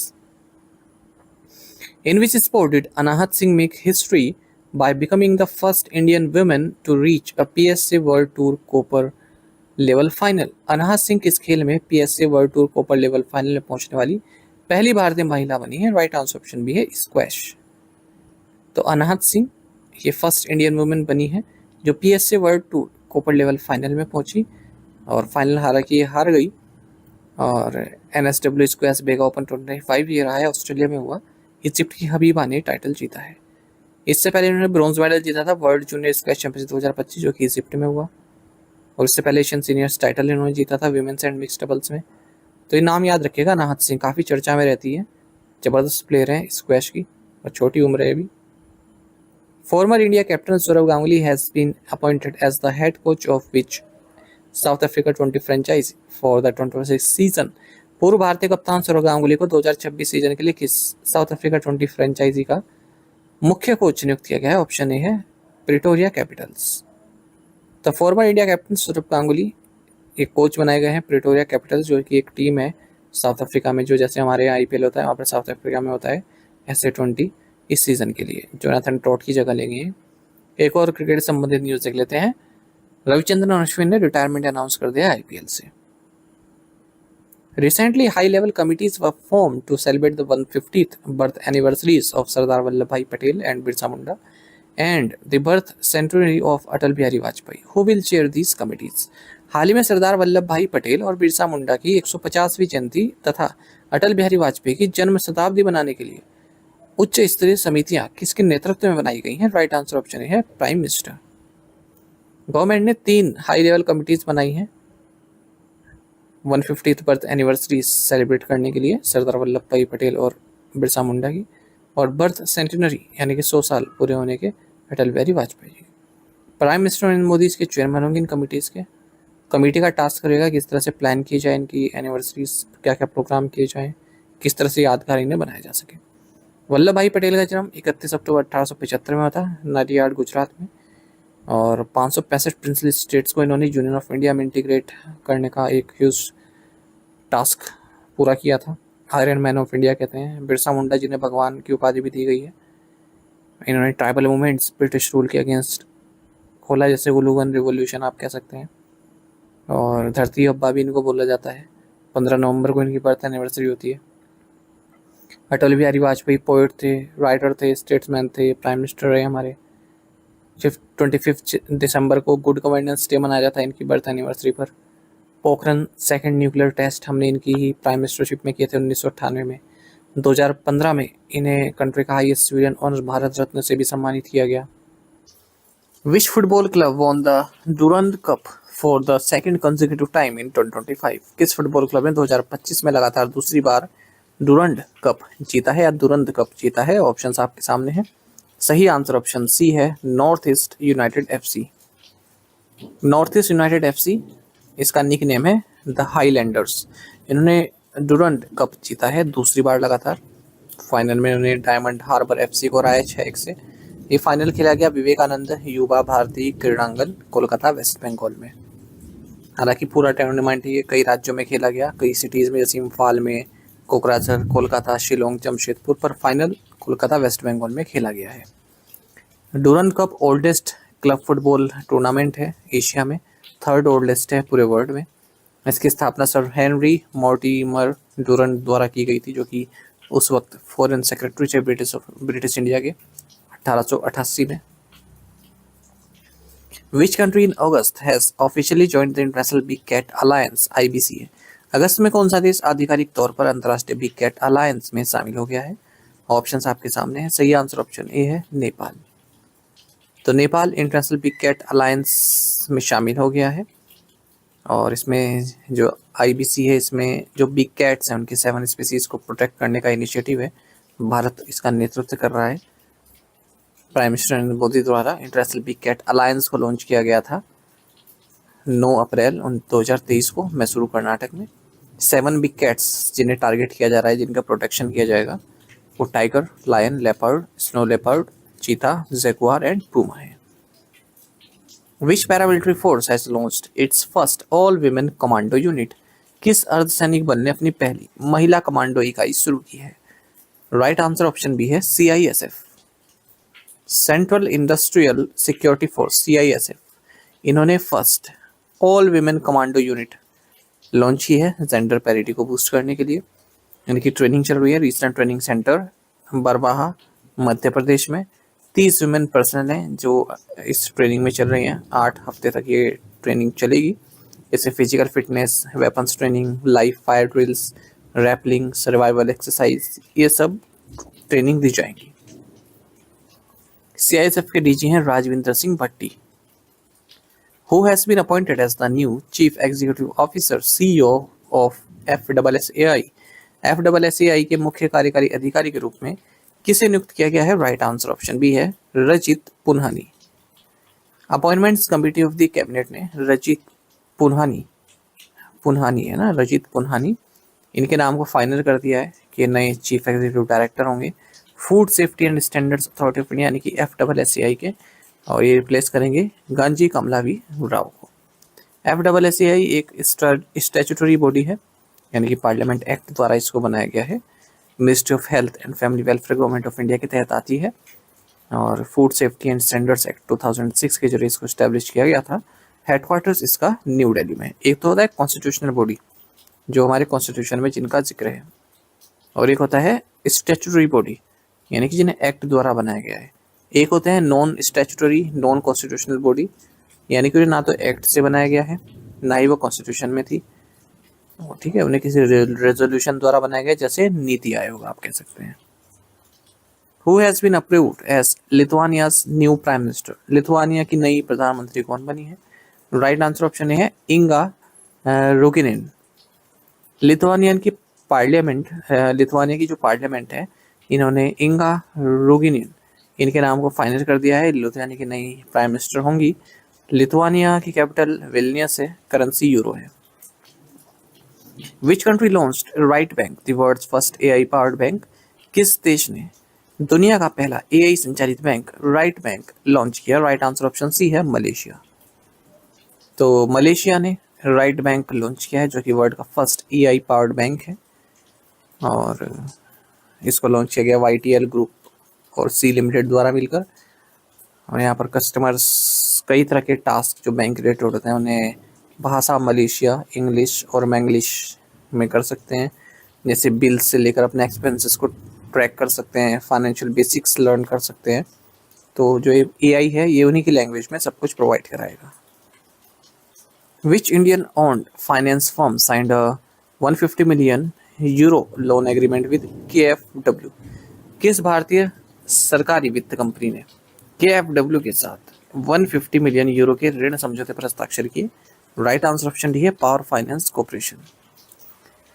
Power finance corporation ने लोन एग्रीमेंट साइन किया है 150 million euro का German lander KfW के साथ, ताकि जो government scheme के तहत जो इलेक्ट्रिसिटी डिस्ट्रीब्यूशन प्रोजेक्ट्स चल रहे हैं उनके रिवैम्प को लेकर उनकी फंडिंग की जा सके। Which finance company has partnered with Google Pay to offer personal loans? किस वित्त कंपनी ने व्यक्तिगत ऋण देने के लिए गूगल पे के साथ साझेदारी की है? राइट आंसर ऑप्शन डी है L&T finance limited. L&T finance limited ने गूगल पे के साथ पार्टनरशिप की है ताकि पर्सनल लोन प्रोडक्ट्स दिए जा सके जो भी एलिजिबल यूजर्स हैं गूगल पे प्लेटफॉर्म के माध्यम से। Who has been reappointed as the chairperson of the Payments Council of India PCI? भारतीय भुगतान परिषद के अध्यक्ष के रूप में किसे पुनः नियुक्त किया गया है? राइट आंसर ऑप्शन भी है विश्वास Patel. Payments council of India ने अनाउंस किया है कि हमने विश्वास पटेल जो कि जॉइंट MD है इन्फीबीम न्यूज़ लिमिटेड में, इन्हें चेयरपर्सन बनाया है पेमेंट्स काउंसिल ऑफ इंडिया का, रीअपॉइंट किया गया है बेसिकली। और इसमें MN श्रीनिवासु भी हैं जो कि डायरेक्टर बिल डेस्क के को चेयरपर्सन है। नलिन मंसल जो कि चीफ हैं कॉर्पोरेट फिनटेक रिलेशनशिप एंड की इनिशिएटिव्स NPCI, इन्हें को चेयरपर्सन बनाया गया है और इनका जो ऑफिस टर्म रहेगा ये 2025-27 तक रहने वाला है। पेमेंट्स काउंसिल ऑफ इंडिया की स्थापना जो 2013 में की गई थी, ये internet and mobile association of India के तहत आता है। Who has been re-elected as the president of the Boxing Federation of India? भारतीय मुक्केबाजी महासंघ के अध्यक्ष के रूप में किसे पुनः चुना गया है? राइट आंसर ऑप्शन भी है अजय सिंह। अजय सिंह ये रिइलेक्ट हुए हैं बॉक्सिंग फेडरेशन ऑफ इंडिया के प्रेसिडेंट लगातार तीसरी बार। प्रमोद कुमार सेक्रेटरी जनरल होंगे, पवन भास्करन ये ट्रेजरर होंगे। Which state's agriculture department signed an MOU with Bharat Electronics Limited to offer real-time advisory services to farmers? किस राज्य के कृषि विभाग ने किसानों को वास्तविक समय सलाहकार सेवाएं प्रदान करने के लिए भारत इलेक्ट्रॉनिक्स लिमिटेड के साथ एक समझौता ज्ञापन पर हस्ताक्षर किए। राइट आंसर ऑप्शन ए है कर्नाटक। तो कर्नाटक एग्रीकल्चर डिपार्टमेंट ने मेमोरेंडम ऑफ अंडरस्टैंडिंग साइन किया है भारत इलेक्ट्रॉनिक्स लिमिटेड के साथ। ठीक है, to establish a technology driven and data analytics based centralised dashboard for the integrated call centre Raitha care Kendra. जो यहाँ का किसान कॉल सेंटर है ना, इसे रायथा रायथा रायथा मतलब किसान केयर सेंटर। ठीक है, तो इससे संबंधित एक पूरा सेंट्रलाइज्ड डैशबोर्ड बनाने के लिए, ताकि सब इंफॉर्मेशन एक ही जगह पे मिल जाए, उसके लिए इन्होंने एग्रीमेंट साइन किया है। थ्रू दिस एमओयू की agriculture data set such as crop information, weather data, fruits database, state and central government scheme will be integrated and analyse to provide tech enabled advisory services to the farmer. जैसे हम कोई website खोलते हैं उसमें कई तरह के option दिखते हैं ना हमें कि आपको क्या सर्च करना है, तो उसी की बात कर रहे हैं, उसे बोलते हैं dashboard. Who was voted the men's player of the year at the Professional Footballers Association Awards? Professional footballers association पुरस्कार में वर्ष का सर्वश्रेष्ठ पुरुष खिलाड़ी किसे चुना गया? राइट आंसर ऑप्शन सी है मोहम्मद सलाह। मोहम्मद सलाह ये तो men's player of the year चुने गए हैं, और मैरियोना कार्लेंटे ये women's player of the year चुनी गई हैं प्रोफेशनल फुटबॉलर्स एसोसिएशन अवार्ड्स में। सलाह की बात करें तो इजिप्शियन प्रोफेशनल फुटबॉलर हैं, लिवरपूल के लिए खेलते हैं। और अगर हम बात करें मैरियोना कैल्युंटे की, ये स्पेनिश प्रोफेशनल फुटबॉलर हैं, आर्सेनल के लिए खेलती है। Which bank has launch the new gold loan product SIB gold express? किस बैंक ने नया स्वर्ण ऋण उत्पाद SIB गोल्ड एक्सप्रेस लॉन्च किया? राइट आंसर ऑप्शन डी है साउथ इंडियन बैंक। तो SIB जो ऊपर लिखा है ना क्वेश्चन, इसका मतलब ये है साउथ इंडियन बैंक। तो प्राइवेट सेक्टर लेंडर है साउथ इंडियन बैंक SIB। इसने एक लोन प्रोडक्ट लॉन्च किया है गोल्ड एक्सप्रेस। तो यहाँ पर आप गोल्ड के बदले लोन ले सकते हैं, उससे संबंधित है। इंडसइंड बैंक ने हाल ही में एक MOU साइन किया national small industries corporation NSIC के साथ। ठीक है, दोनों ही बैंक से संबंधित है। Who is heading the two high-powered groups constituted by the Center for Next Generation Reforms? अगली पीढ़ी के सुधारों के लिए केंद्र द्वारा गठित दो उच्च स्तरीय समूहों का नेतृत्व कौन कर रहा है? राइट आंसर ऑप्शन भी है राजीव गौबा। सेंट्रल गवर्नमेंट ने दो हाई पावर्ड ग्रुप्स बनाए हैं, सेक्रेटरीज, टेक्नोक्रेट्स और इकोनॉमिस्ट के, और इनकी अध्यक्षता फुल टाइम नीति आयोग के मेंबर और former cabinet secretary Rajiv Gauba कर रहे हैं। एक और कमेटी बनाई गई है जिसकी अध्यक्षता कैबिनेट सेक्रेटरी TVS स्वामीनाथन कर रहे हैं। ये डीरेगुलेशन पर कार्य करेगी। अच्छा, जो गौबा के पास जो पैनल है, गौबा के पास एक तो है विकसित भारत गोल्स को रियलाइज करने के लिए, और दूसरा है जो non finance sector regulatory reforms हैं उन पर कार्य करने के लिए। The Global India Business Corridor GIBC signed MOU with which state government to enhance bilateral trade, investment and innovation between India and the UK? Global India business corridor ने भारत और Britain के बीच द्विपक्षीय व्यापार, निवेश और नवाचार को बढ़ाने के लिए किस राज्य सरकार के साथ समझौता ज्ञापन पर हस्ताक्षर किए? राइट आंसर ऑप्शन डी है महाराष्ट्र। तो ग्लोबल इंडिया बिजनेस कॉरिडोर ने MOU साइन किया है, मेमोरेंडम ऑफ अंडरस्टैंडिंग साइन किया है गवर्नमेंट ऑफ महाराष्ट्र के साथ, ताकि bilateral trade, investment and innovation को बढ़ावा मिल सके भारत और यूनाइटेड किंगडम के बीच में। इस कोलैबोरेशन के तहत जो GIBC है, ये एक एक्सटेंडेड आर्म की तरह कार्य करेगा इंडस्ट्रीज डिपार्टमेंट का। ठीक है, और जो भी महाराष्ट्र का इंटरेस्ट है फाइनेंशियल से संबंधित यूनाइटेड किंगडम में, यूरोप में, उसको फुलफिल करेगा। Which three officials have recently taken charge as executive directors in SEBI? हाल ही में किन तीन अधिकारियों ने SEBI में कार्यकारी निदेशक के रूप में कार्यभार संभाला है? राइट आंसर ऑप्शन डी है अमित प्रधान, अवनीश पांडे एंड संजय चंद्रकांत पुराव।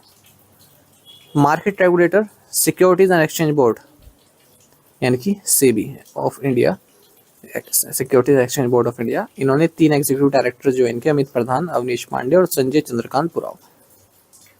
ठीक है, इन्हें एग्जीक्यूटिव बनाया है, एक्जीक्यूटिव डायरेक्टर बनाया है, और बाकी इनके रोल लिखे हैं। जैसे प्रधान तो लीगल अफेयर्स को देखेंगे, और जो पांडे हैं ये इंफॉर्मेशन टेक्नोलॉजी डिपार्टमेंट को देखेंगे, पुराव जो है ये कॉर्पोरेशन फाइनेंस इन्वेस्टिगेशन डिपार्टमेंट को देखेंगे।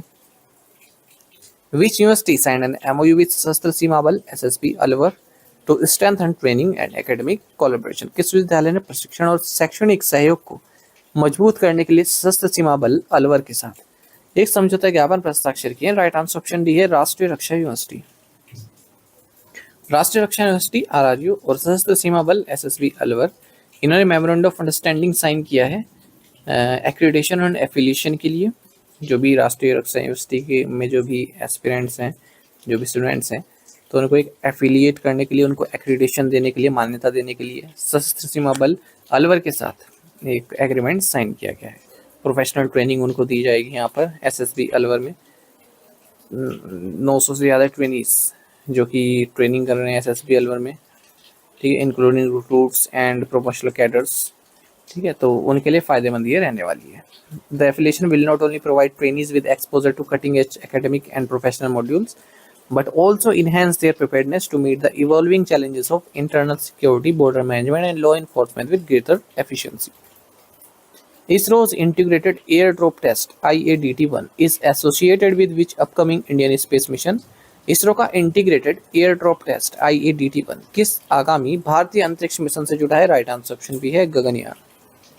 इंडियन स्पेस रिसर्च ऑर्गेनाइजेशन ने सक्सेसफुली पहला integrated air drop test IADT-1 को सक्सेसफुली कैरिड आउट किया है और एक गगनयान मिशन के लिए काफ़ी अहम टेस्ट रहा है। तो एक डमी क्रू कैप्सूल, यानी कि एक डमी मतलब एक नकली, एक क्रू कैप्सूल, उसमें नकली एक डमी बिठा दिया। तो उस कैप्सूल जिसका वजन 5 टन का था, उसे एक हेलीकॉप्टर से नीचे छोड़ा गया है, ठीक है, और देखा गया है कि क्या ये अपनी स्पीड थोड़ा कम करके और आसानी से पानी में स्प्लैश डाउन कर जाता है। क्योंकि गगनयान में यही तो है, जो क्रूड मिशन होगा जब वो नीचे आएगा तो उसकी रफ्तार हल्की करनी है, उसके बाद वो फिर जो है पानी में उतरेगा। तो IADT is design to evaluate the parachute based deceleration system, यानी कि गति कम करने वाले system that will bring the Gaganyaan crew module down safely after reentry. Although the capsule was uncrewed, जो ये कैप्सूल हमने टेस्ट किया ये तो अनक्रूड था, इसमें कोई नहीं था, और ये ड्रॉप जो है कंडक्ट किया गया हेलीकॉप्टर से, लेकिन जो ये टेस्ट था इसने बिल्कुल एग्जैक्ट सिचुएशन क्रिएट की है जो गगनयान मिशन में होने वाली है। बाकी 2 पॉइंट मैं आपको बार बार बताता रहता, तो भारतीय अंतरिक्ष स्टेशन हम 2035 तक बनाएंगे और मून लैंडिंग हम करेंगे 2040 तक, human moon landing.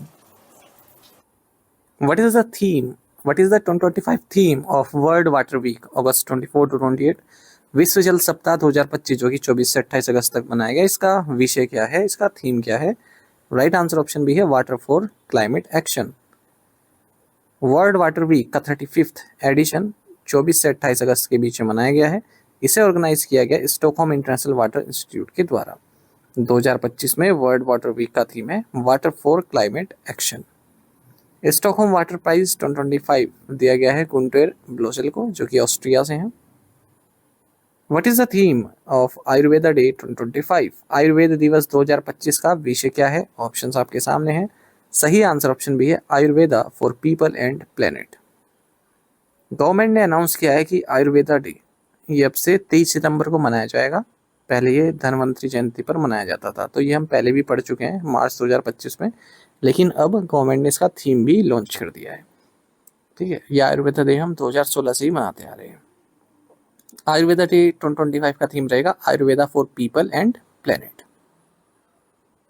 When is India's national sports day celebrated every year? Bharat का राष्ट्रीय खेल दिवस हर वर्ष कब मनाया जाता है? राइट आंसर ऑप्शन भी है अगस्त 29। अगस्त 29 को हम नेशनल स्पोर्ट्स डे मनाते हैं भारत में, क्योंकि इस दिन बर्थ एनिवर्सरी होती है मेजर ध्यानचंद जी की, जो कि ग्रेटेस्ट फील्ड हॉकी प्लेयर रहे हैं, और 2012 से ही हम नेशनल स्पोर्ट्स डे मनाते आ रहे हैं। 2025 में नेशनल स्पोर्ट्स डे 2025 का थीम है sport to promote peaceful and inclusive societies. Sports ministry ने एक नेशन वाइड स्पोर्ट्स कैंपेन भी लॉन्च किया है, जिसका थीम है 1 घंटा खेल के मैदान में। मेजर ध्यानचंद का जन्म अगस्त 29, 1905 को हुआ था, और नेशनल स्पोर्ट्स सेलिब्रेट करने का एक रीज़न तो यही है कि इनकी बर्थ एनिवर्सरी होती है, और इन्हीं के सम्मान में मेजर ध्यानचंद खेल रत्न अवार्ड भी इनके नाम पर रखा गया है। मेजर ध्यानचंद ने गोल्ड मेडल जीते ओलंपिक में भारत के लिए 1928 में, 1932 में, 1936 में उम्दा परफॉर्मेंस रही है, और कैरियर में इन्होंने 400 गोल्स स्कोर किए 1926 से 1949 तक। इनकी ऑटोबायोग्राफी भी है, गोल्स इसका नाम है। Who won his maiden Diamond League Finals trophy in Zurich by defeating Neeraj Chopra? Zurich में नीरज चोपड़ा को हराकर किसने अपनी पहली डायमंड लीग फाइनल ट्रॉफी जीती? राइट आंसर ऑप्शन है Julian Weber. 2 time Olympic medallist javelin throw Neeraj Chopra ये दूसरे स्थान पर रहे, रनर अप रहे हैं डायमंड लीग फाइनल्स में, और जो कि ज्यूरिक स्विट्जरलैंड में हुआ है। जूलियन वेबर जो कि जर्मनी के हैं, इन्होंने ये अपनी मेडन ट्रॉफी उठाई है डायमंड लीग फाइनल्स की।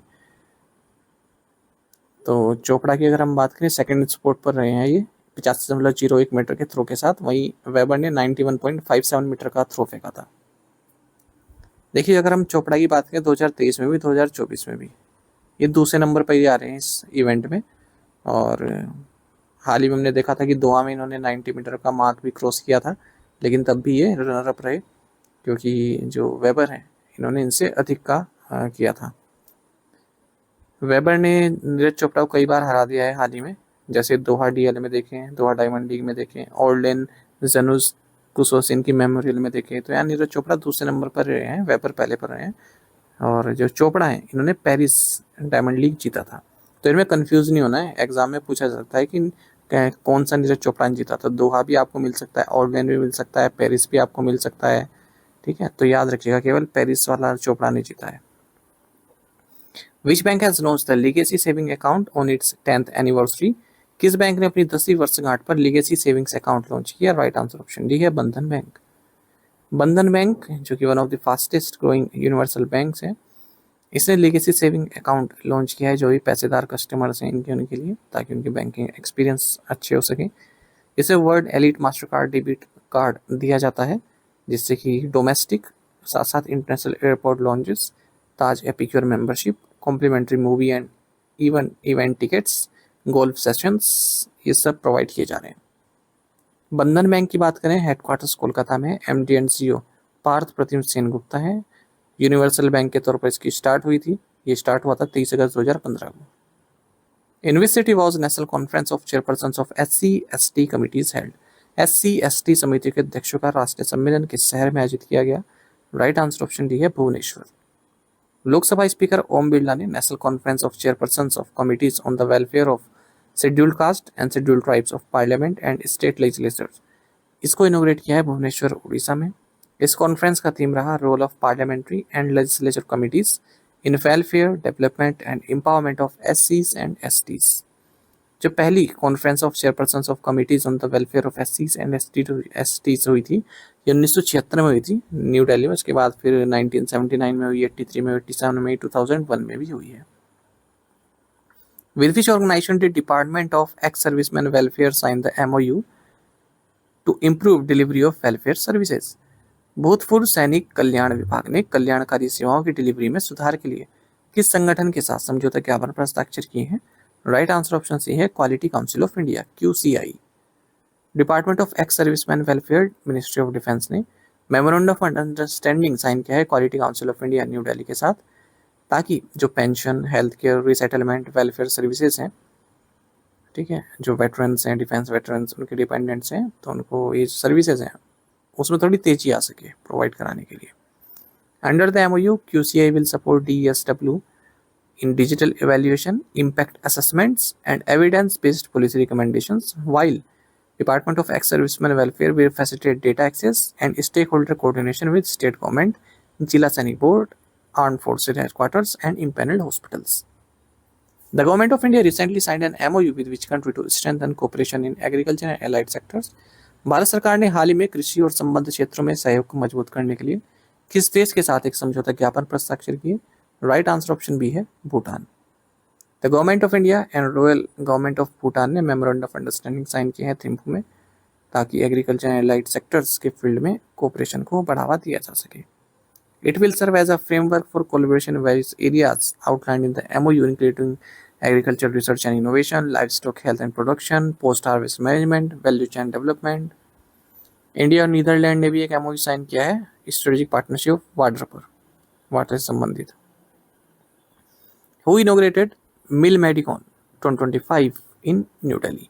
नई दिल्ली में मिल मेडिकॉन 2025 का उद्घाटन किसने किया? राइट आंसर ऑप्शन भी है संजय सेठ। रक्षा राज्य मंत्री हैं संजय सेठ, इन्होंने मिल Medicon 2025 international conference on physical and mental trauma in military settings को इनोग्रेट किया है। इसे ऑर्गेनाइज किया गया directorate general of medical service द्वारा, मानेकशॉ सेंटर, न्यू दिल्ली में। बाकी वही है कि किस चीज़ पर इन्होंने फोकस किया है, जो मिलिट्री मेडिसिन है उसके चैलेंजेस, रिफॉर्म्स, इनोवेशन पर केंद्रित रही है सभा। द प्रधानमंत्री जन धन योजना completed 11 years in August. What percentage of प्रधानमंत्री Jan Dhan Yojana accounts are held by women? Pradhan Mantri Jan Dhan योजना ने अगस्त में 11 वर्ष पूरे कर लिए हैं। प्रधानमंत्री जन धन योजना खातों में कितने प्रतिशत खाते महिलाओं के हैं? राइट आंसर ऑप्शन डी है 55.7%। तो प्रधानमंत्री जन धन योजना, जो कि प्रधानमंत्री नरेंद्र मोदी द्वारा 28 अगस्त 2014 को लॉन्च की गई थी, इसे 11 साल इस अगस्त में पूरे हो गए हैं। पिछले 11 सालों में अगर हम बात करें 56.16 करोड़ जनधन अकाउंट्स ओपन हुए हैं, जिनमें total balance 2.68 lakh crore rupees तक का है। 38 करोड़ से ज़्यादा फ्री ऑफ कॉस्ट रुपए कार्ड्स इसके तहत दिए गए हैं। एवरेज डिपॉजिट पर अकाउंट 4,768 रुपये का है। 38.68 करोड़ रुपए कार्ड्स इशू किए गए हैं इस प्रधानमंत्री जनधन योजना के तहत। 66.7% जो अकाउंट्स हैं वो आपके rural and semi urban areas में, यानी कि 37.48 crore accounts. 55.7% of total accounts ये महिलाओं द्वारा ओपन किए गए, यानी कि 31.31 करोड़ अकाउंट। तो इसमें कोई भी लिमिट नहीं है, आप कितना भी डिपॉजिट रख सकते हैं, ठीक है। और जीरो अगर आपका जीरो खाता भी खुलता है प्रधानमंत्री जनधन योजना में, जीरो बैलेंस, मिनिमम 4 विड्रॉल्स कर सकते हैं आप महीने में। फ्री रुपए डेबिट कार्ड दिया जाता है और उसमें एक्सीडेंट इंश्योरेंस कवरेज भी है 2 लाख रुपए की। टू द पॉइंट क्वेश्चन देखेंगे और उनके answers. Where is Chilka lake located? Orissa. Which is the longest river in India? Ganges. Where is silent valley national park located? Kerala. In which state is the sun temple Konark located? Orissa. When is the international day against nuclear test observe? 29 August. आप में से कई students ने बिल्कुल सही answer किया है, इसी तरह से पार्टिसिपेट करते रहिए। चलिए आज के असाइनमेंट क्वेश्चन देख लेते हैं, इनके आंसर आपको भी करने हैं। Which state celebrates Nuakhai festival? India's bio economy to touch 300 billion US$ by which year? RBI's official directors consist of a governor and not more than how many deputy governors?